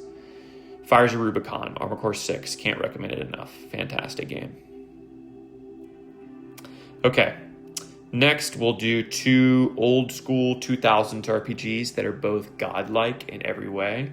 We'll start with KOTOR, Knights of the Old Republic, Star Wars. This is 1 and 2. Both fantastic. This was a game that I played initially. I didn't beat it back then, but I played it and I enjoyed it. But it was one of those games that I got, lost in the shuffle, or it was like going to school, or summer ended and I couldn't play as much anymore, so I didn't get to beat it. But I was playing it in elementary school, or middle school, really. It had to have been middle school. KOTOR on the Xbox. So that was one of the times I was playing an RPG like that on Xbox, which obviously it wasn't made for. But then my brother was playing it on PC. And then flash forward a few years back, I bought KOTOR 1 and 2 on GOG and Steam, I believe. I think I bought them on both because there was a problem with my Steam edition. I couldn't play it, so I had to go to GOG and then ended up playing them on both, or buying it on both. But yeah, KOTOR 1 and 2, it's Star Wars, it's BioWare. This is the DNA that eventually created Dragon Age Origins as well as Mass Effect. Both fantastic RPGs that I love as well. And KOTOR has the joy and the lore of all the Star Wars canon and the lore of Star Wars. You get to have all this crazy fun Sith Temple, Old Republic, crazier galaxy politics, the Mandalorian Wars, Darth Revan, Darth Malak. Oh man, Bastila. I freaking love KOTOR's story. Honestly, KOTOR 1, this is like something I'd say at like a cocktail party of nerds to get like a rise out of people or get people's like eyebrows raised, is I would make the statement that KOTOR 1, the video game, is the best Star Wars. Period. Meaning like it's the best like movie or video game or TV show or anything Star Wars related. It's, obviously you put it next to Empire Strikes Back, New Hope. Everybody says like, the OG Star Wars trilogy is the GOAT. Obviously, I basically agree, but that's the provocative thing I'd say is like, I think KOTOR is as good as Empire Strikes Back is basically what I'm saying. KOTOR is fantastic. The storyline, obviously the gameplay itself and like the RPG elements are fantastic. You can learn force push and like, different Jedi tricks and lightsaber abilities. The gameplay is really good. The stop and start. And you can like order your, different guys to do different things. You can have like a Chewbacca on your team. You can have a Wookiee on your team. The great, lore and masterstroke of KOTOR isn't just that it's a good storyline with Darth Revan and all that. It's also that you have really cool side quests and side characters that are in your party that you can go find out what their lore is. And there's really great writing. I mean, KOTOR is just KOTOR, Mass Effect, Dragon Age. The reason BioWare is so godlike is the writing. They did a really good job creating characters and then writing really good dialogue to explore them. Mass Effect's great at this. Mass Effect perfected that, right? But KOTOR is the beginning of that, and the DNA of it's there. And obviously you can argue KOTOR is the best thing BioWare ever did. You could definitely argue that. And then KOTOR 2 is the same thing, but is a different developer. KOTOR 2 is Obsidian. So KOTOR 2 is the beginning, or like the evolution of Obsidian taking other RPGs and then making them better almost. They did the same thing with Bethesda, with Fallout New Vegas. So Obsidian made KOTOR 2, and they're fantastic. KOTOR 2 has a really good storyline with Kreia. Another thing that I've written a really long essay on, KOTOR, playing those two games a few years back, I wrote an essay on Good and Evil and Knights of the Republic is what it's called. And it's just the idea of, it got me thinking about the whole idea of the Force as a concept, and then the whole idea of good and evil with the Force being a concept. Meaning the Force is kind of balancing things and all the prophecy stuff about the Jedi and the Sith and the balance of the Force being good and evil. If the Force is, this infinite balancing act where they're always getting good to turn to evil or evil to turn to good or vice versa, depending on whatever the balance is, then what does free will mean? And if there's no free will, then what does good and evil mean? If people aren't choosing, if people are puppets for evil or puppets for good, etc. I get into some of that by the end of that essay, while also just doing kind of like a summary on like the story and like the lore and philosophy of these KOTOR games with the different characters. Really, really deep games, really fun. KOTOR is awesome. Then next to that, I think these are basically right next to you. KOTOR 1 came out in 2003. KOTOR 2 is 2004, 2005. Came out right next to each other. This game, Vampire the Masquerade Bloodlines. This is 2004. This is a Triskelion Games, I believe. Activision, or Troika Games, which is a defunct, no longer exists, but Troika was the same people who made Fallout, the Fallout 1, 2, I believe, the first two Fallout games. They made a game which is based on the Vampire the Masquerade tabletop role-playing game, which is the idea that it's modern day and vampires exist among us, but they live in the nightclubs, in the underworld, and the criminal element. And some of them are CEOs and corpos. Some of them are existing on the streets as homeless people that are like eating rats and, are like freakish. And then there's people that are corporate executives, and they're kind of living amongst us everywhere as a secret society that's hidden under a masquerade where they never reveal themselves to us unless, there's a specific reason or there's some like thing that allows it to be revealed. Vampire the Masquerade has insane lore, and you really get it. And like, I got into that Vampire the Masquerade from this video game where they made a first-person, or it's a third-person or first-person RPG game where you're running around in Chinatown, LA, as a vampire, and you can make your own characters. So your lore is dictated by which clan or bloodline that you're choosing. So you can choose bloodlines that are freakish. You can choose ones that can blend in really well. You can choose ones that specialize in blood magic or this power, that power. I did, I don't remember what it was called, but I did the one that had like blood magic powers. They were kind of like sorcerers or occultists, and they were super fun. I would probably choose that one again because it was so fun. I wouldn't want to choose another gameplay because I liked that one so much, but you can choose different ones. And then it's like a really fun storyline that has cool side quests. There's really funny, like haunted house. There's a place you have to go like visit a haunted house, figure out what's going on. There's like some funny, sexy, romantic quests you can do that are really fun.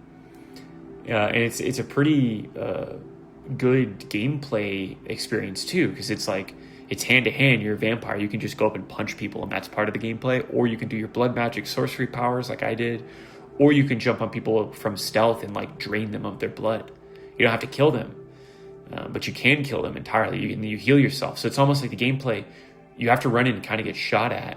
You lose health, but then you jump on people to strategically heal in the middle of combat. That's how I used to play.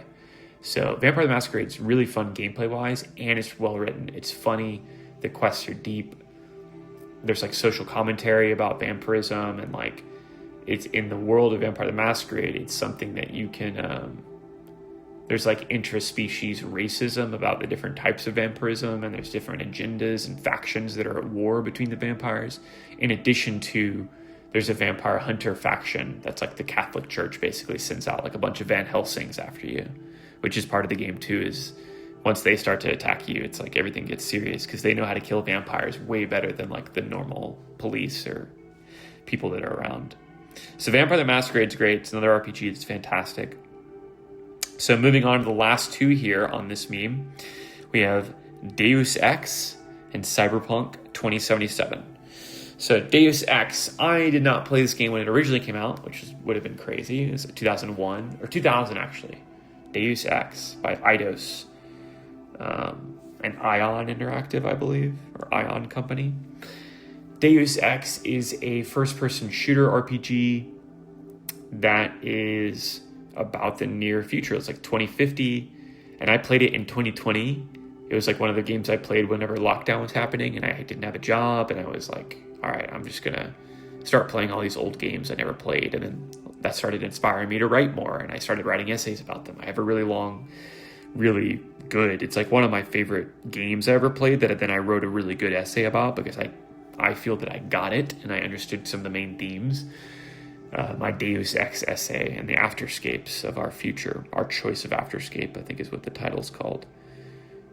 Kind of reflects all my thoughts and emotions about Deus Ex, but it's another game that's like Vampire the Masquerade. It's both super innovative and fantastic from a straight up gameplay game perspective. It's a fun game. It's a good shooter. You have good abilities. You can sneak around. It's a very variable experience. The amount of ways that you can affect the environment and like do immersion gameplay and change around the AI behavior and like set traps in Deus Ex is incredible. So from a gameplay perspective, it's really inventive and it did a lot of really cool things for first-person simulation games.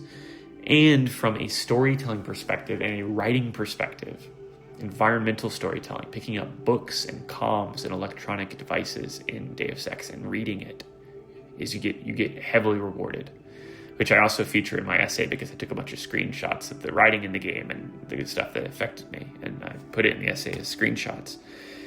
Deus Ex is wonderfully written. A prescient game about the future of police forces and anti-terrorist police forces. UNATCO is the United Nations anti-terrorist police force, or anti-terrorist cops or something, corporation cops.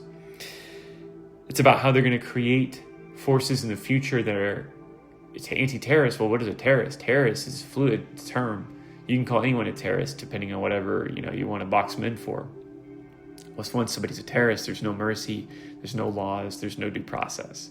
So it starts to get into some of the future of cyberpunk fascist elements of they're going to be doing like hovercopters, dropping hovercopters on you and just wiping you out with like, anti-terrorist police gas and just going crazy. And that's what that game's about. And it has the inversion of you play as a anti-terrorist task force police officer that's going to bust ass of the terrorists that are meeting up. The beginning of that game is you busting in and ending these rebels that are trying to set up basically a 9/11 type event, like a terrorist attack.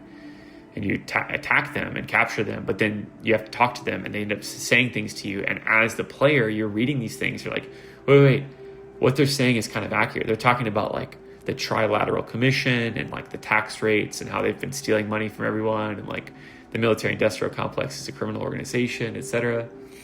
And you play Deus Ex and you start to read, you like between the lines, playing it in 2020, and there's a plague going on during the game. It's called the Great Death. I was playing it while the COVID was happening. It was really eerie. I was playing it 20 years after the game came out, and the game was describing my reality.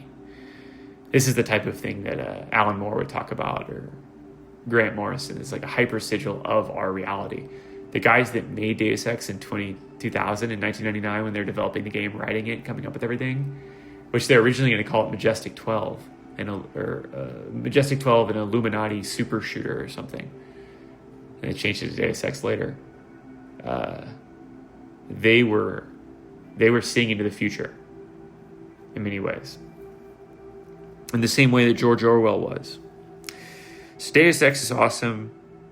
Highly recommend playing it. Has some bozo crazy lore where like by the end of that game, like you're in Area 51 and like there's aliens running around. The Greys are real. There's other aliens too that attack you. MIBs are all over your ass. The internet's there. You can blow up the internet with a nuke and like send the whole world into a dark age, but you have to like choose to do that. That's like one option. It's like other options too. You can merge with the machine, become a sentient like cyberpunk god, which is what I did. It's the Giga Chad maneuver because I believe I am ontologically correct and could act well with absolute power and like save the world. I absolutely believe I could do that. And Deus Ex lets you live that out. That's what it's all about. So moving on next, and this will be the final of the 11. This is the part 2 of the author diary, the game talk. The last one here is Cyberpunk 2077 by CD Projekt Red. Heavily hyped game. Delivered completely for me on day one. I'm a day one guy because I was playing on PC. So I did not experience any game killing glitches. I experienced some normal open world glitches, but I experienced nothing that prevented me from enjoying and playing the game, doing the quest. So I completely played through the whole game. Another game I played through entirely on stream. I Twitch streamed it. And I believe you can watch the entire game on my YouTube. I transferred it all over. So it's on YouTube too. Fantastic game. I played a melee hacker. So I would hack things and blind people or direct their turrets against them while I went in with my melee katana and grod people. And then I also had like some pretty sick guns and whatnot. So I was a super fan of Cyberpunk. Storyline's awesome. It's a game I still have not replayed that I intend to. My coffee's still warm. I do intend to replay Cyberpunk 2077. Perhaps this year, perhaps next. Awesome game, great gameplay, well written, fun performance by Keanu Reeves. Johnny Silverhand is awesome. You know, I think he's ontologically correct in many ways as well. So that's we'll end it here on part 2 of the author diary number 5, the game talk. Next time we'll do part 3 with Yuji's lineup, which will include games such as Metal Gear, Mass Effect, and Gears of War. So I'll catch you on the next part, coming next. All right, we're starting. So this is Dylan Oros, your friendly neighborhood author, and we are playing Rocket League. This is league play with my trusty teammates Merlin and Jester, and we play expert all-star difficulty. Right now we are 20-1, and that's a goal. Rack it, put it on the board. First 30 seconds of the game, thank you very much. Karapika, score 1 for the Wolves is our team name. So today I am streaming, and this will be the part 3 that I'm going to splice into the author diary number 5, which is me reviewing some of my favorite, basically my favorite games of all time in 3 separate parts of 11 different games. So 33 games in all. So this is the last 11, and this is the associated meme of Yuji Itadori from JJK. The first 11 was Sukuna, the next 11 was Gojo, and this final 11, which is very Metal Gear dominant, is... Ooh, that's a save. Let's go.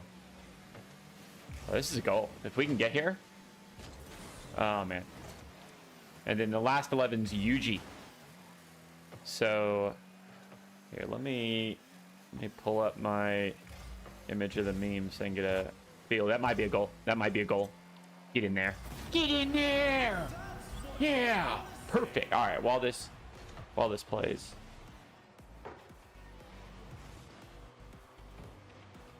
Okay. So the first game we're going to go over is Metal Gear Solid.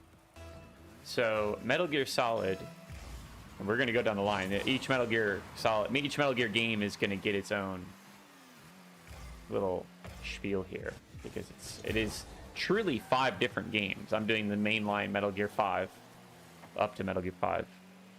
not including the Metal Gear games, such as Metal Gear Not Solid and Metal Gear 2. Oh, nice save. The Metal Gear Solid's first one, 98. I didn't play it in 98. I played Metal Gear Solid in 2020. I played all the Metal Gear games in 2020 except for Metal Gear Solid 5, which I played in like 2017. Oh, come on. Oh, I missed it.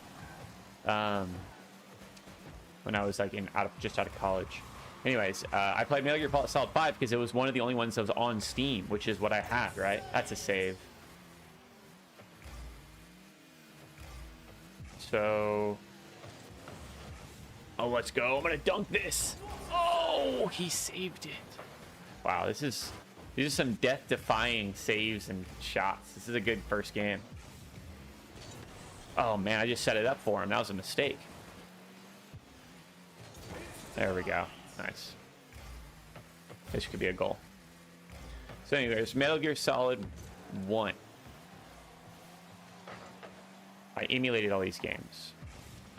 It was really striking to me how immersive Metal Gear Solid 1 is, given I was playing it with like a 2020 mind, right?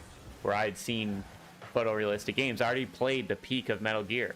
It's truly like a sci-fi experience because I played Metal Gear Solid, all the games. They're some of my favorite games now, but I played them in the most crazy backwards order, including my first Metal Gear game actually being Metal Gear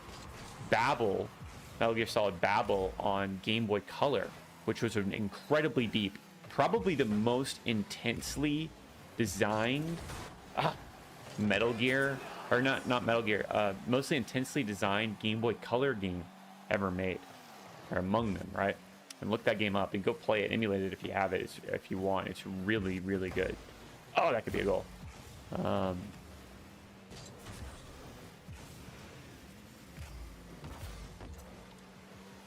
Let's go! Let's go! What a perfect setup.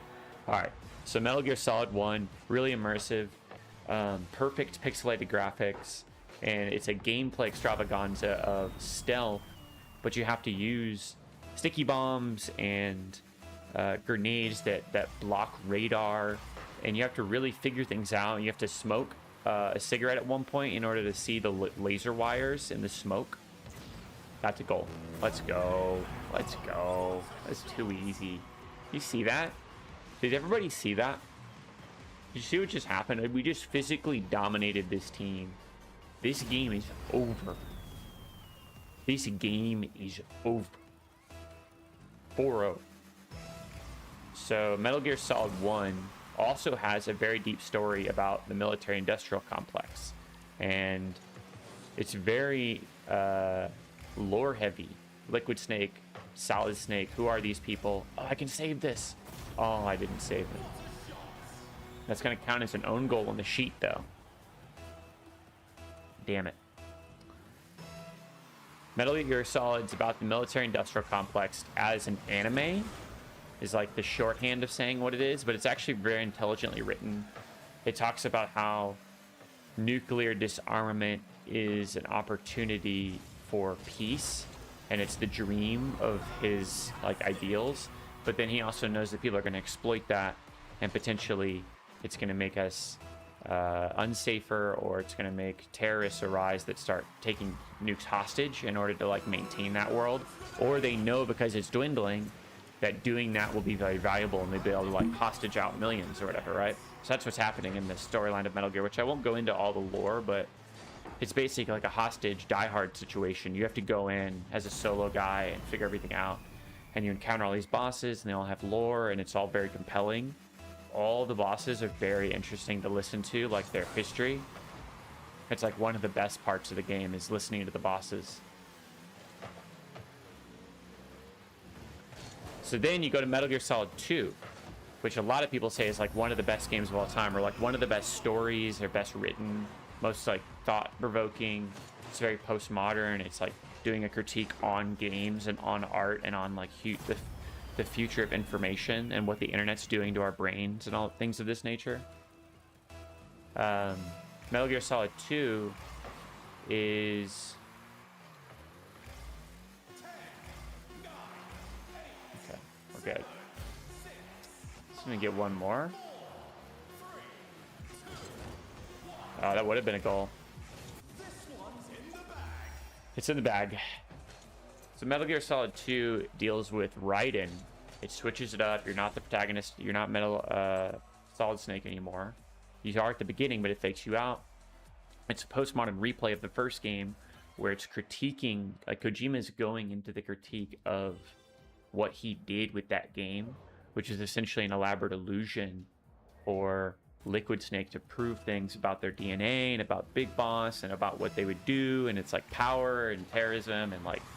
And then the second game is another clone that's like equivalent to Liquid. Let's go. First 7 seconds of the game. I mean, that's clean. I mean, what can you say? What can you say? Parapika is one of the greatest of all time. He's on the level of Messi. We're playing in space, folks. That's right. Oh, that's a goal. No. Oh, I messed that up. My controller started to like drag, like almost like it was disconnected. Yeah, I'm not making up an excuse. That's real. I can hit him though. Boom shakalaka.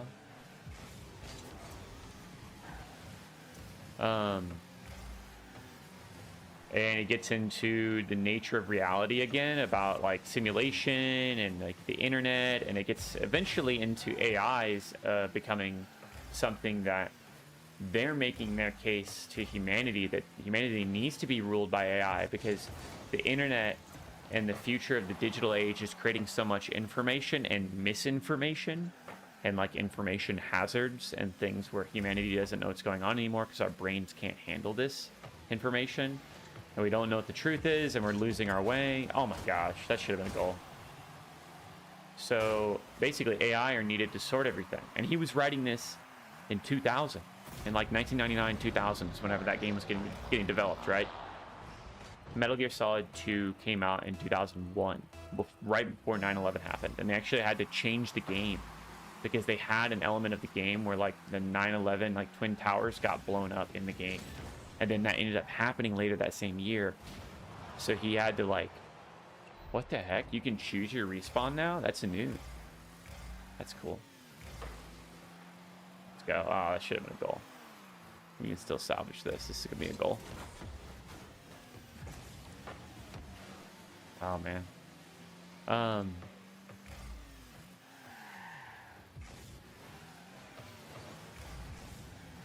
Oh, no. We got to stop that. Yep. Good, clean block. Oh, that's a goal.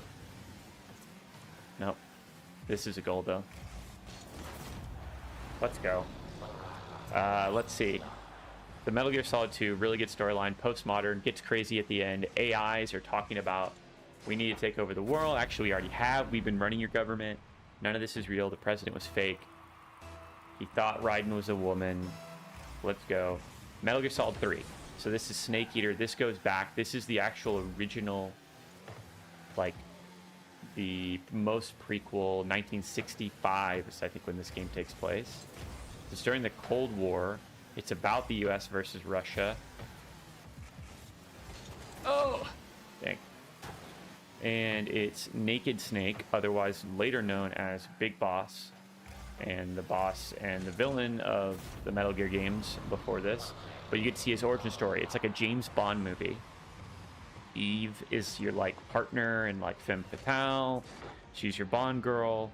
Volgan, the electric Russian like psycho general guy. He's like torturing you, and he's like the main villain guy. And he has a really annoying boss fight. You know, there's snipers. There's sneaking. The different emotions are the different emotional extensions of the boss, and they're the different bosses. It's a different camouflage system, stealth system, because it's in the jungle, so the bases are really interesting. It's like you're invading like basically like jungle type bases. It's like You eventually get to like superstructures where you're like motorcycling around and getting chased by a Metal Gear at the end of the game. But a lot of the game takes place in the jungle, and the game plays invading bases or traversing jungle and sneaking by goons or sniping them. Bosses are engaging, really good storyline, really good music.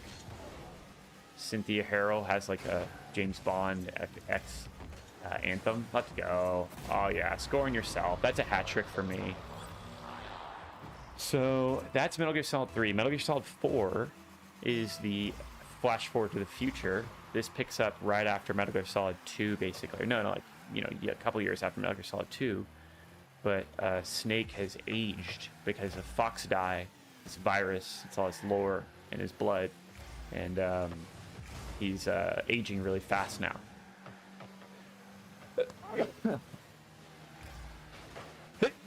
So he's Old Snake now. And as Old Snake, you're basically still awesome because you have a super suit. So it doesn't matter really. But he has to like argue and like complain about stuff because he's old and everything hurts. And it's really sad because it's actually a game about closure. Oh, let's go. That should be a save. I basically saved it. The game's about death and closure, and it's actually really sad. And Otacon's really good in it. Otacon's like telling the story of Old Snake. I also read the novelization, which is fantastic, by Project Ito for Metal Gear Solid 4, Guns of the Patriots. This one I had to really crazily emulate a PS3 on my PC. It was actually very difficult to like set up, and I couldn't do it. So then how I played this game, I believe actually, is I couldn't get the PS3 emulator to work because like they still haven't cracked the system or whatever at that time. And then I had to get it on PS4 where I streamed it through my PC because I wanted to stream it on my Twitch, which I did. So basically that game I played on my PS4 using like a trial system that like streamed to my PC or something. It was crazy. I had to like do a bunch of kung fu to figure out how to play that game in the first place and then how to stream it too. And I was able to accomplish it and do it. It's on my YouTube. Let's go. Look at that perfect assist. Another 7-1 game. We're straight up gods. We're gods on the pitch. Look at this. Look at this pass. Just lobbed it right there. Ding dong. You're gone. We're just dominating these teams. So, Metal Gear Solid 4, really about the death of the hero and how he has to come back one more time when he didn't want to come back the last 2 times, and he's sick of it, and he's been shot a million times, and he's going to die soon because of this virus in his blood. But then he has to become a hero again and do all this crazy sneak mission, and it's the hardest stuff ever, and he's battling like multiple Metal Gear at once. He's piloting his own Metal Gear by the end of that game. He's climbing through like radiation super sickness. That game has a crazy ending. Really satisfying too. Really satisfying closure about the end of the Metal Gear saga. And something to reflect on with that game and all the Metal Gear games, even Metal Gear 2, Metal Gear Solid 2, 2, 3, and 4. All those games were made not under duress, but it was intimated by Kojima in some of his statements since like making the games, and at the time as well for some of these games, that he didn't really want to keep making Metal Gear, and he was looking for another new game or something on the way out. He wanted to do different things, new things. But Konami, who was his like publisher, was like funding him and like giving him his dev team and everything. They were like, you need to keep making Metal Gear because these are the games that sell. Everybody loves this. Keep making sequels. People love this. And then, of course, having that mandate and also having ideas, obviously, and sitting down to make those games, he kept coming up with new, interesting ideas. And he credits it as, because he didn't really want to keep making the same game and he wanted to do something new, he used the sequels as an opportunity to completely remake the game and make it a completely new experience in many ways. They're all stealth action games, but if you look at the progression of 1, 2, 3, 4, by the time we get to 4, he's kind of perfected the stealth espionage system, and he has a super suit that he can camouflage, and it's like urban combat, and he's doing like an Iraq war commentary. He was making that game while the Iraq war was still going on. He's giga chatting about like how it's like a war about profit, and it's all about the economy, and like they're stealing the money, they're stealing the oil, they're stealing the gold, and it's all true. Kojima was right about all of that. Oh my gosh, I thought that was going to be a score. Let's go. Let's go. Someone get in there. Someone get in there. Let's see. We haven't scored yet. That's a score. Nope. That's a score, though. Let's go. Knocked it in yourself. Okay. So Metal Gear Solid 4 is kind of the end of things in many ways, but then he comes back and makes Metal Gear Solid 5, The Phantom Pain, which is another prequel, but not to the beginning of things, but in the 1980s. And you don't play as Naked Snake, you play as his body double, a clone of him that was created with the same mind and genes, but is ultimately not him. And yeah, this is like crazy lore. So imagine me playing that game first and not having the lore of even who Big Boss was, like who the heck is Venom Snake, who is Cypher, he sent everybody to hell, what the heck are they talking about, who is Zero, that's a goal, let's go, it's 2-0, these people are getting dunked on. I didn't know what was going on with the lore, but the gameplay. And actually, this is one of the first essays I ever wrote about a video game. Metal Gear Solid 5 inspired me to write this essay about how satisfying the game was with the control scheme. Oh my god! My own teammate betrayed me and set me off balance and like really messed me up there. If you look at this replay, this is embarrassing. Look at me. He knocked me back. I tried to recover. I knocked it, but it was too late. This is a close game, man. We don't know what's going to happen. We got to get a lead up.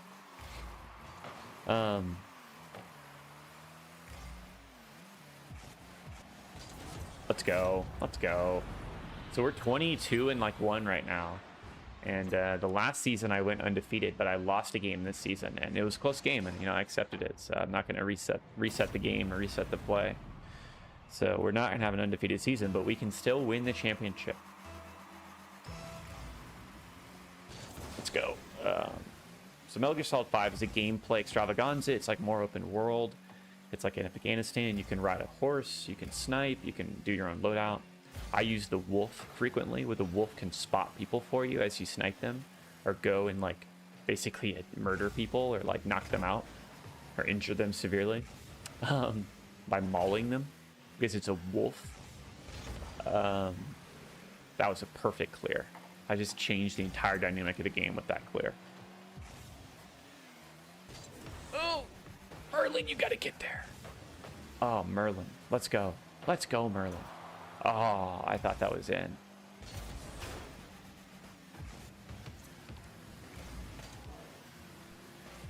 Nope. Okay. We gotta get back. So Metal Gear is great. That's another game I want to replay soon, because I played it. I did a completionist run. I did every mission. I didn't S-class every mission. I'm not that crazy, but I played every mission and like unlocked everything. But then I only played it once, so I need to replay that game. I've replayed Ground Zeroes multiple times, which is like the one mission prequel. They just tied it. Oh, no. Okay, we still have one goal. I played the Ground Zeroes game several times now, but I haven't played Metal Gear Solid 5, replayed it yet. So I want to do that. But yeah, it's a really perfectly designed gameplay experience. That is where Kojima truly perfected Metal Gear.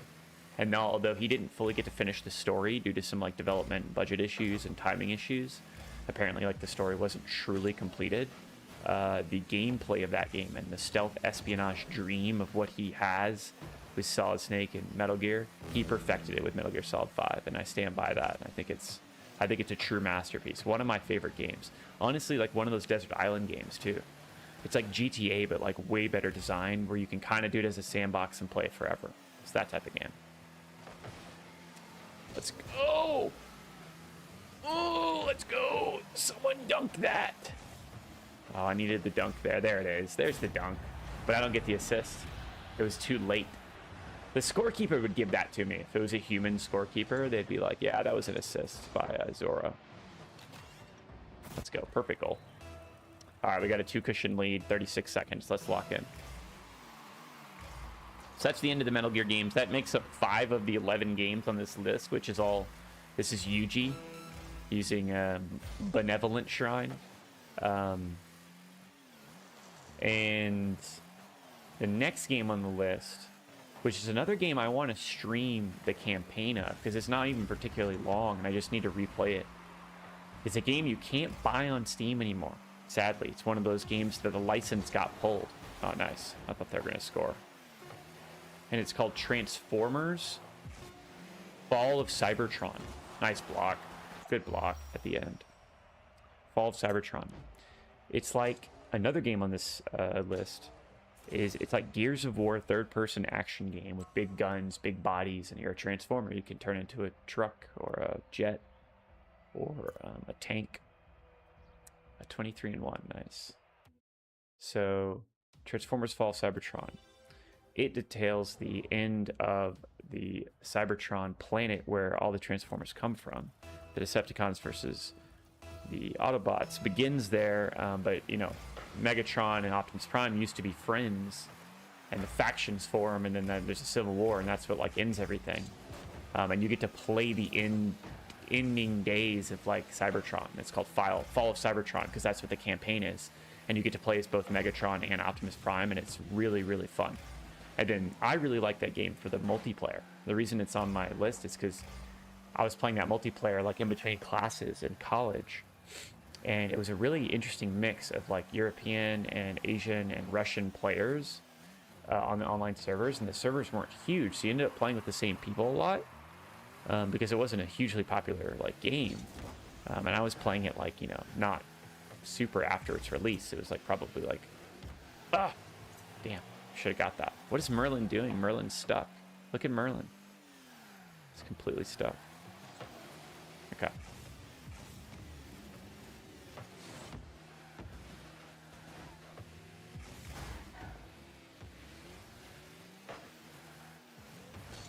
Oh! Okay, we're clear.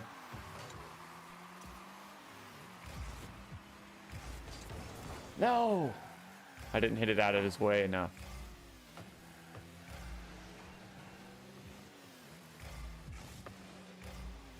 Okay. Let's go. That's a goal. Easy, too easy. They let me have that header. I just went pure Ronaldo mode. He recorded the highest header in football history. It's Cristiano Ronaldo. Not that that was that, but, you know. Transformers Fall of Cybertron had a really cool class system with the multiplayer, where you could play as, like, a tank who was, like, a heavy, that had a machine gun. You know, that was, like, the guy everybody, like, tank. Everybody rallied around. Does the least damage, but has the most health. And then there was also the medic, which is what I played. The medic was the scientist who is also the sniper. So he had a sniper rifle, and then he also had healing. Oh, I can score this. Oh, I missed it. I had to, like, get in front of it and then hit it to the side, and I just couldn't get there. Dang it. Let's go. No. Anyways, I played a lot of medic, and you turn in, that was the guy who turned into a jet, so you could get into really fun situations where, since you could fly, you could do crazy attacks, aerial attacks. I just loved that game, man. Oh, I don't have enough boost, man. Oh, damn it. I didn't have any boost.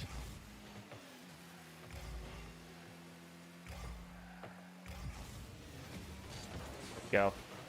All right, let's go. Let's go. Someone's got to be there. Oh, he dinked it. He dinked it.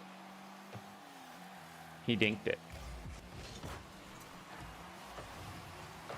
Let's go. That's an assist for me. Merlin.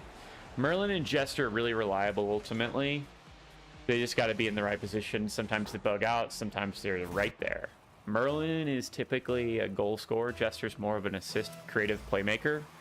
And Jester's a really good goal scorer. I mean, Jester's kind of the most reliable one of all. That's a goal. Oh my god. I led it straight to him instead of trying to hit it to the corner. Mistake.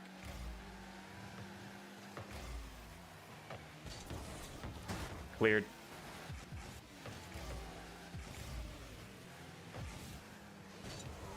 That's a goal. Oh my goodness. I got 5 shots. Only 1 goal. Oh, Hound. Hound just outplayed me there.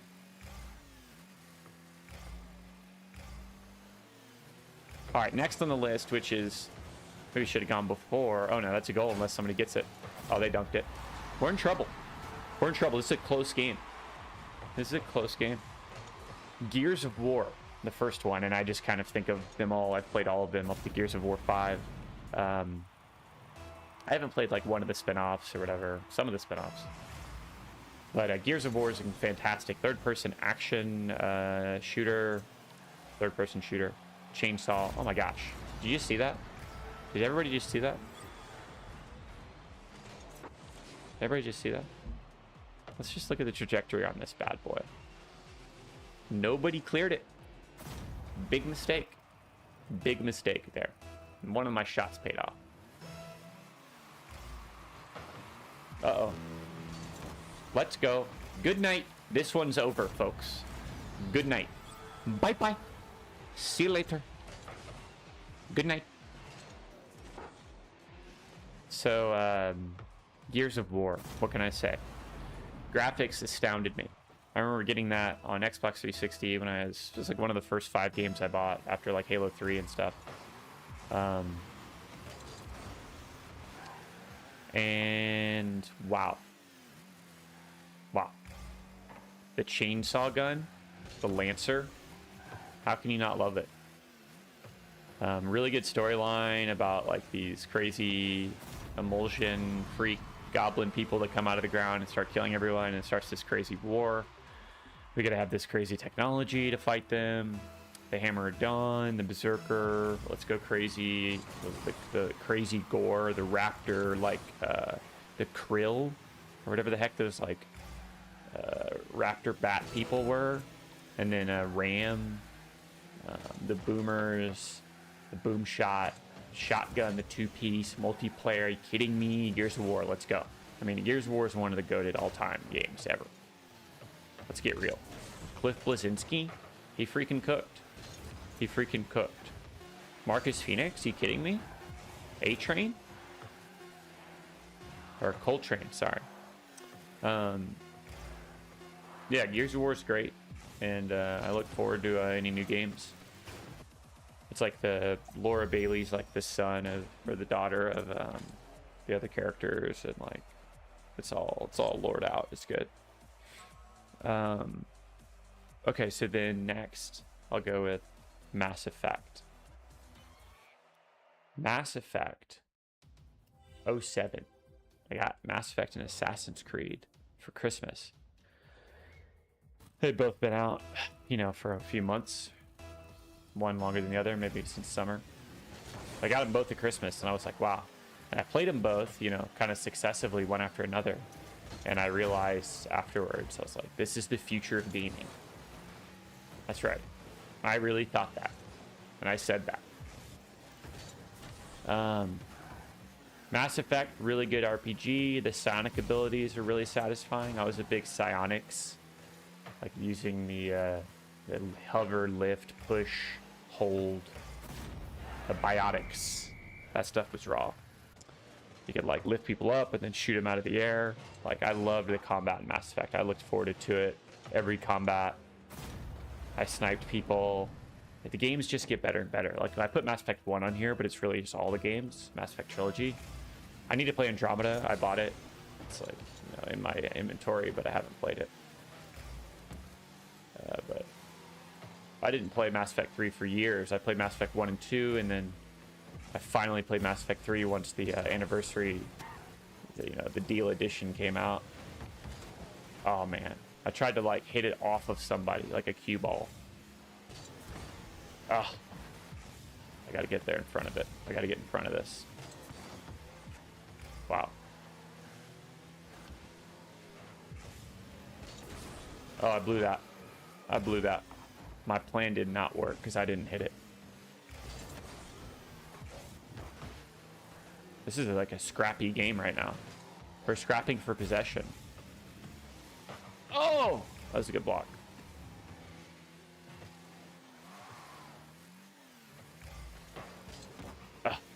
That might have been a goal if I didn't block it.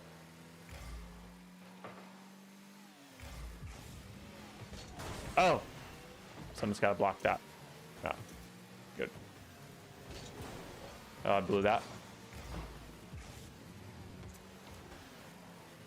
Oh, it's right there. Someone's got to dunk it.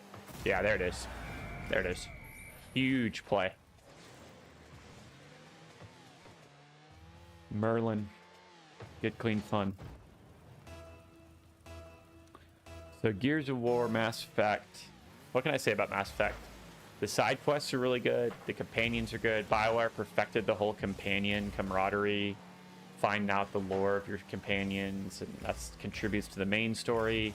And they get stronger. And it just feels good. And you can romance everyone. I mean, Mass Effect's like a crazy romance sim. And it's on top of the crazy RPG elements. And the cool ideas with biotics. All the alien races. And the different histories and lores. The Vorcha. The Vorcha are ontologically evil and can be killed in unlimited amounts with no like moral cost. Yeah, I mean, who doesn't love Mass Effect? So go with Fallout and Left 4 Dead next. With both came out in 2008, and I remember getting the magazine for Fallout for Xbox, official magazine, and like getting the preview for Fallout and just being like, this game is going to be so good. And I was completely right. Fallout 3 is my favorite. It was the first Fallout game I ever played. And it's my favorite. Just because those initial like explorations of DC and going to the convenience store and duking it out with the raiders and everything. Like, I love Fallout, and seeing the lore in the Wasteland for the first time is unforgettable. Super mutants. Story's really good in 3 too. Because, yeah, it was just Fallout, like, coming back. Oh, wow. Big goal right there. They're still in this. Fallout 3 has really good music. That system, the exploration, it changed up the leveling to where everything didn't level to you, like in Oblivion, which is, they went from Oblivion to Fallout 3 to Skyrim, right? Like, that was the progression for Bethesda. So Fallout 3, they had made some progression since Oblivion. And Bats was another really good system that was great. And their like engine and everything.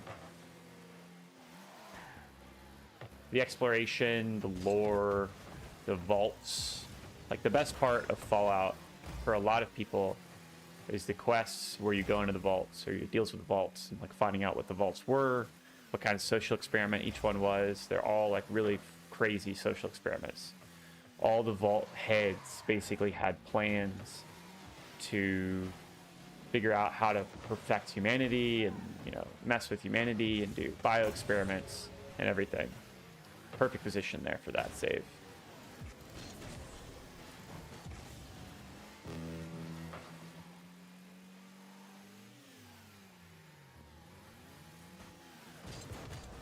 Oh my gosh.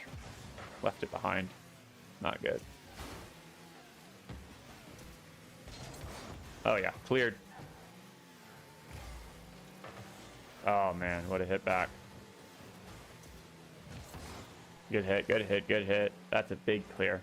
Huge dynamic clear. Ah, oh, sucks. I would have been there for that cross.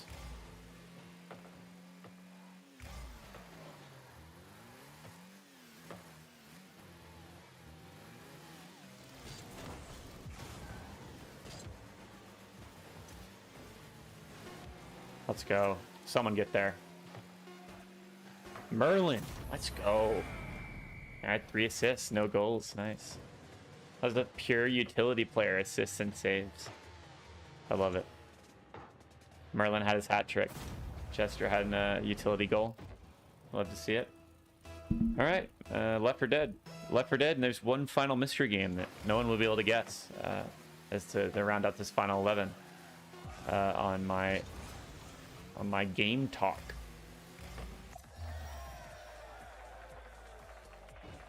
And no, it's not Rocket League, the final game. So Left 4 Dead. I put Left 4 Dead on here because I have a lot of fond memories playing co-op with my friends on Left 4 Dead. where we would play out all the campaigns. We played some multiplayer too, but just playing the campaigns, I just remember having fun, trying the higher difficulties eventually and everything, replaying like Mercy Hospital. And that game was meant to be replayed because it was one of those first like procedurally generated, first person shooter action games where every single, due to their AI system, for how the zombies spawned, when the hordes came, where the special infected were positioned, that was all determined by like an algorithm that was dynamic and changed in every time the campaign went on, to some degree, like a roguelike. So it made it highly replayable. And Left 4 Dead's like a zombie apocalypse simulator where you're a group of 4 survivors. You can play it 1 player and it's 3 AI. Like I'm doing right now, you can play it like this where it's all AI and you're just playing with AI and you could still have fun. Or you can play a 4-player co-op on split screen back then, or on Xbox Live and everything, which is how we played it. Let's go, get in there. Nope, missed it. Missed it again. Although I wasn't fully aiming that time as well. So Left 4 Dead, dynamic maps. Oh, what a shot. What a shot. Right over my head. I mean, we're down. I mean, what can I say? Except they're going to lose. We're going to win. This is a team that always fights hard. Guardians always fights hard against me. Gerwin, he's like my Sasuke. Okay. Oh, no. Okay, that was huge. They scored anyways. It's 0-2. What did I just say? Gerwin is my Sasuke. I just got Sasuke's. Sasuke! We're in trouble, folks. We're down 0-2. We gotta get to work right now. So Left 4 Dead, I used to play as Bill. The old Vietnam vet. Pale's here! He was kind of struggling. He has his vet gear on. He's got his M16. I loved him. He's a hero to me. Really important character to my development as a gamer, honestly. Let's go. Easy. We're back in this. Let's run it back. Let's run it back. This is when you go grab the ball out of the net. You run it to the center. Oh, this was my score? I thought I got the assist. Wow.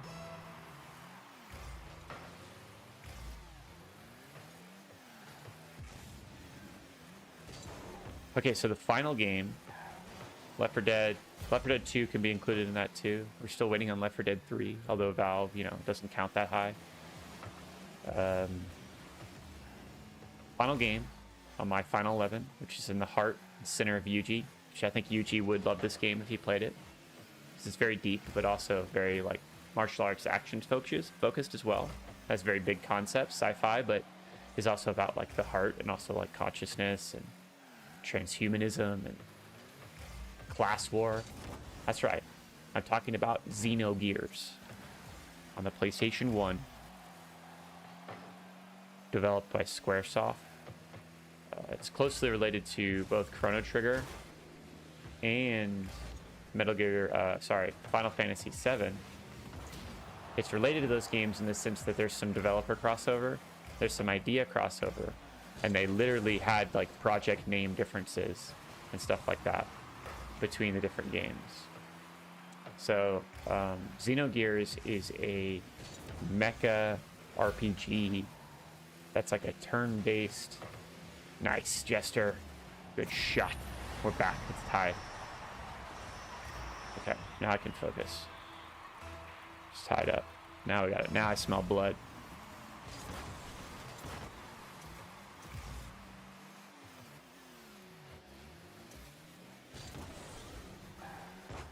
Oh no. Okay. So Xenogears is another game I captured. I streamed it in 2020 during lockdown. It was one of those games that I was like, you know what? I'm going to figure out how to emulate this game, which was one of the first games I really had to emulate or figure out things for. It actually wasn't that hard once I figured it out. Save states and all that stuff. Which can also help you like cheese some battles and make it a little bit easier, which I think I did. Like save states and emulation makes everything easy. Let's go. Score that. Someone hit that in. Oh. So Xenogears, it's like also heavily influenced by Neon Genesis Evangelion, if you know what that is. A lot of crazy similarities, actually. Let's go. So you get orphaned at the beginning and you're trying to figure out what's going on. You have a sensei that's kind of like manipulating you or lying to you. You have a redhead female companion that's like another mecha pilot, and you have to start fighting against this guy that's like trying to fight God, and there's different forces, and there's like elites that live in the sky like Elysium. There's like bioengineering, there's like, you know, human sacrifice. There's like some Togashi, you know, Evangelion, you know, stuff in this game that is very like adult and very deep. And it's another thing I wrote like a really long essay on because I was like profoundly moved by playing it. Xenogears is one of a kind, and it's a spin-off. They made spin-off games. They're in the same universe, like in some ways, I think. I don't know the full history or timeline, and the Xenoblade series are like related to Xenogears, but it's not the same timeline exactly. But people talk about why didn't they ever make a Xenogears sequel, and why didn't they ever remake Xenogears like they did, like, you know, Final Fantasy VII or whatever, where they could use modern technology to make a really satisfying game. I mean, one of the unique aspects that I think they should retain if they did a remake or a port or whatever to modern consoles is the martial arts. So it's like a turn-based Final Fantasy game, right? Where it's like you do attack, defend, flee, use item, all that. But whenever you do like your attacks, you have to use like a martial arts specific button combination, like triangle, triangle, square, X, or whatever, or triangle, triangle, triangle. And whenever you do that, it does a specific martial arts ability that like you can like target or set things up or like combo things, kind of like Chrono Trigger or something like that. That's another reason it has similarities. It's like the active time battle system is very similar to Chrono Trigger.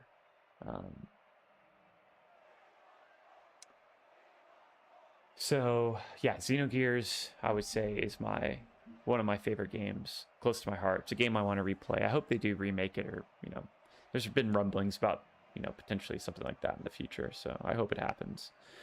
So that rounds out my final 11. So to review, it's Metal Gear Solid 1 through 5. It's Transformers Fall of Cybertron, Gears of War, the series, Mass Effect, the series, Fallout 3, and also kind of Fallout the series, like New Vegas is Fallout 3, like as like an expansion.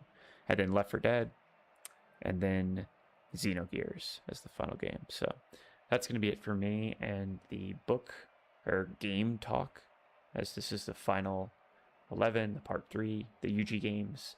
And thanks for listening. And I hope you are inspired. You share some of these favorite games as well. You're inspired to try some of them out.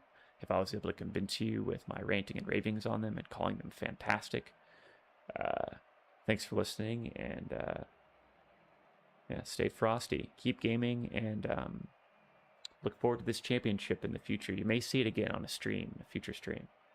Have a good night.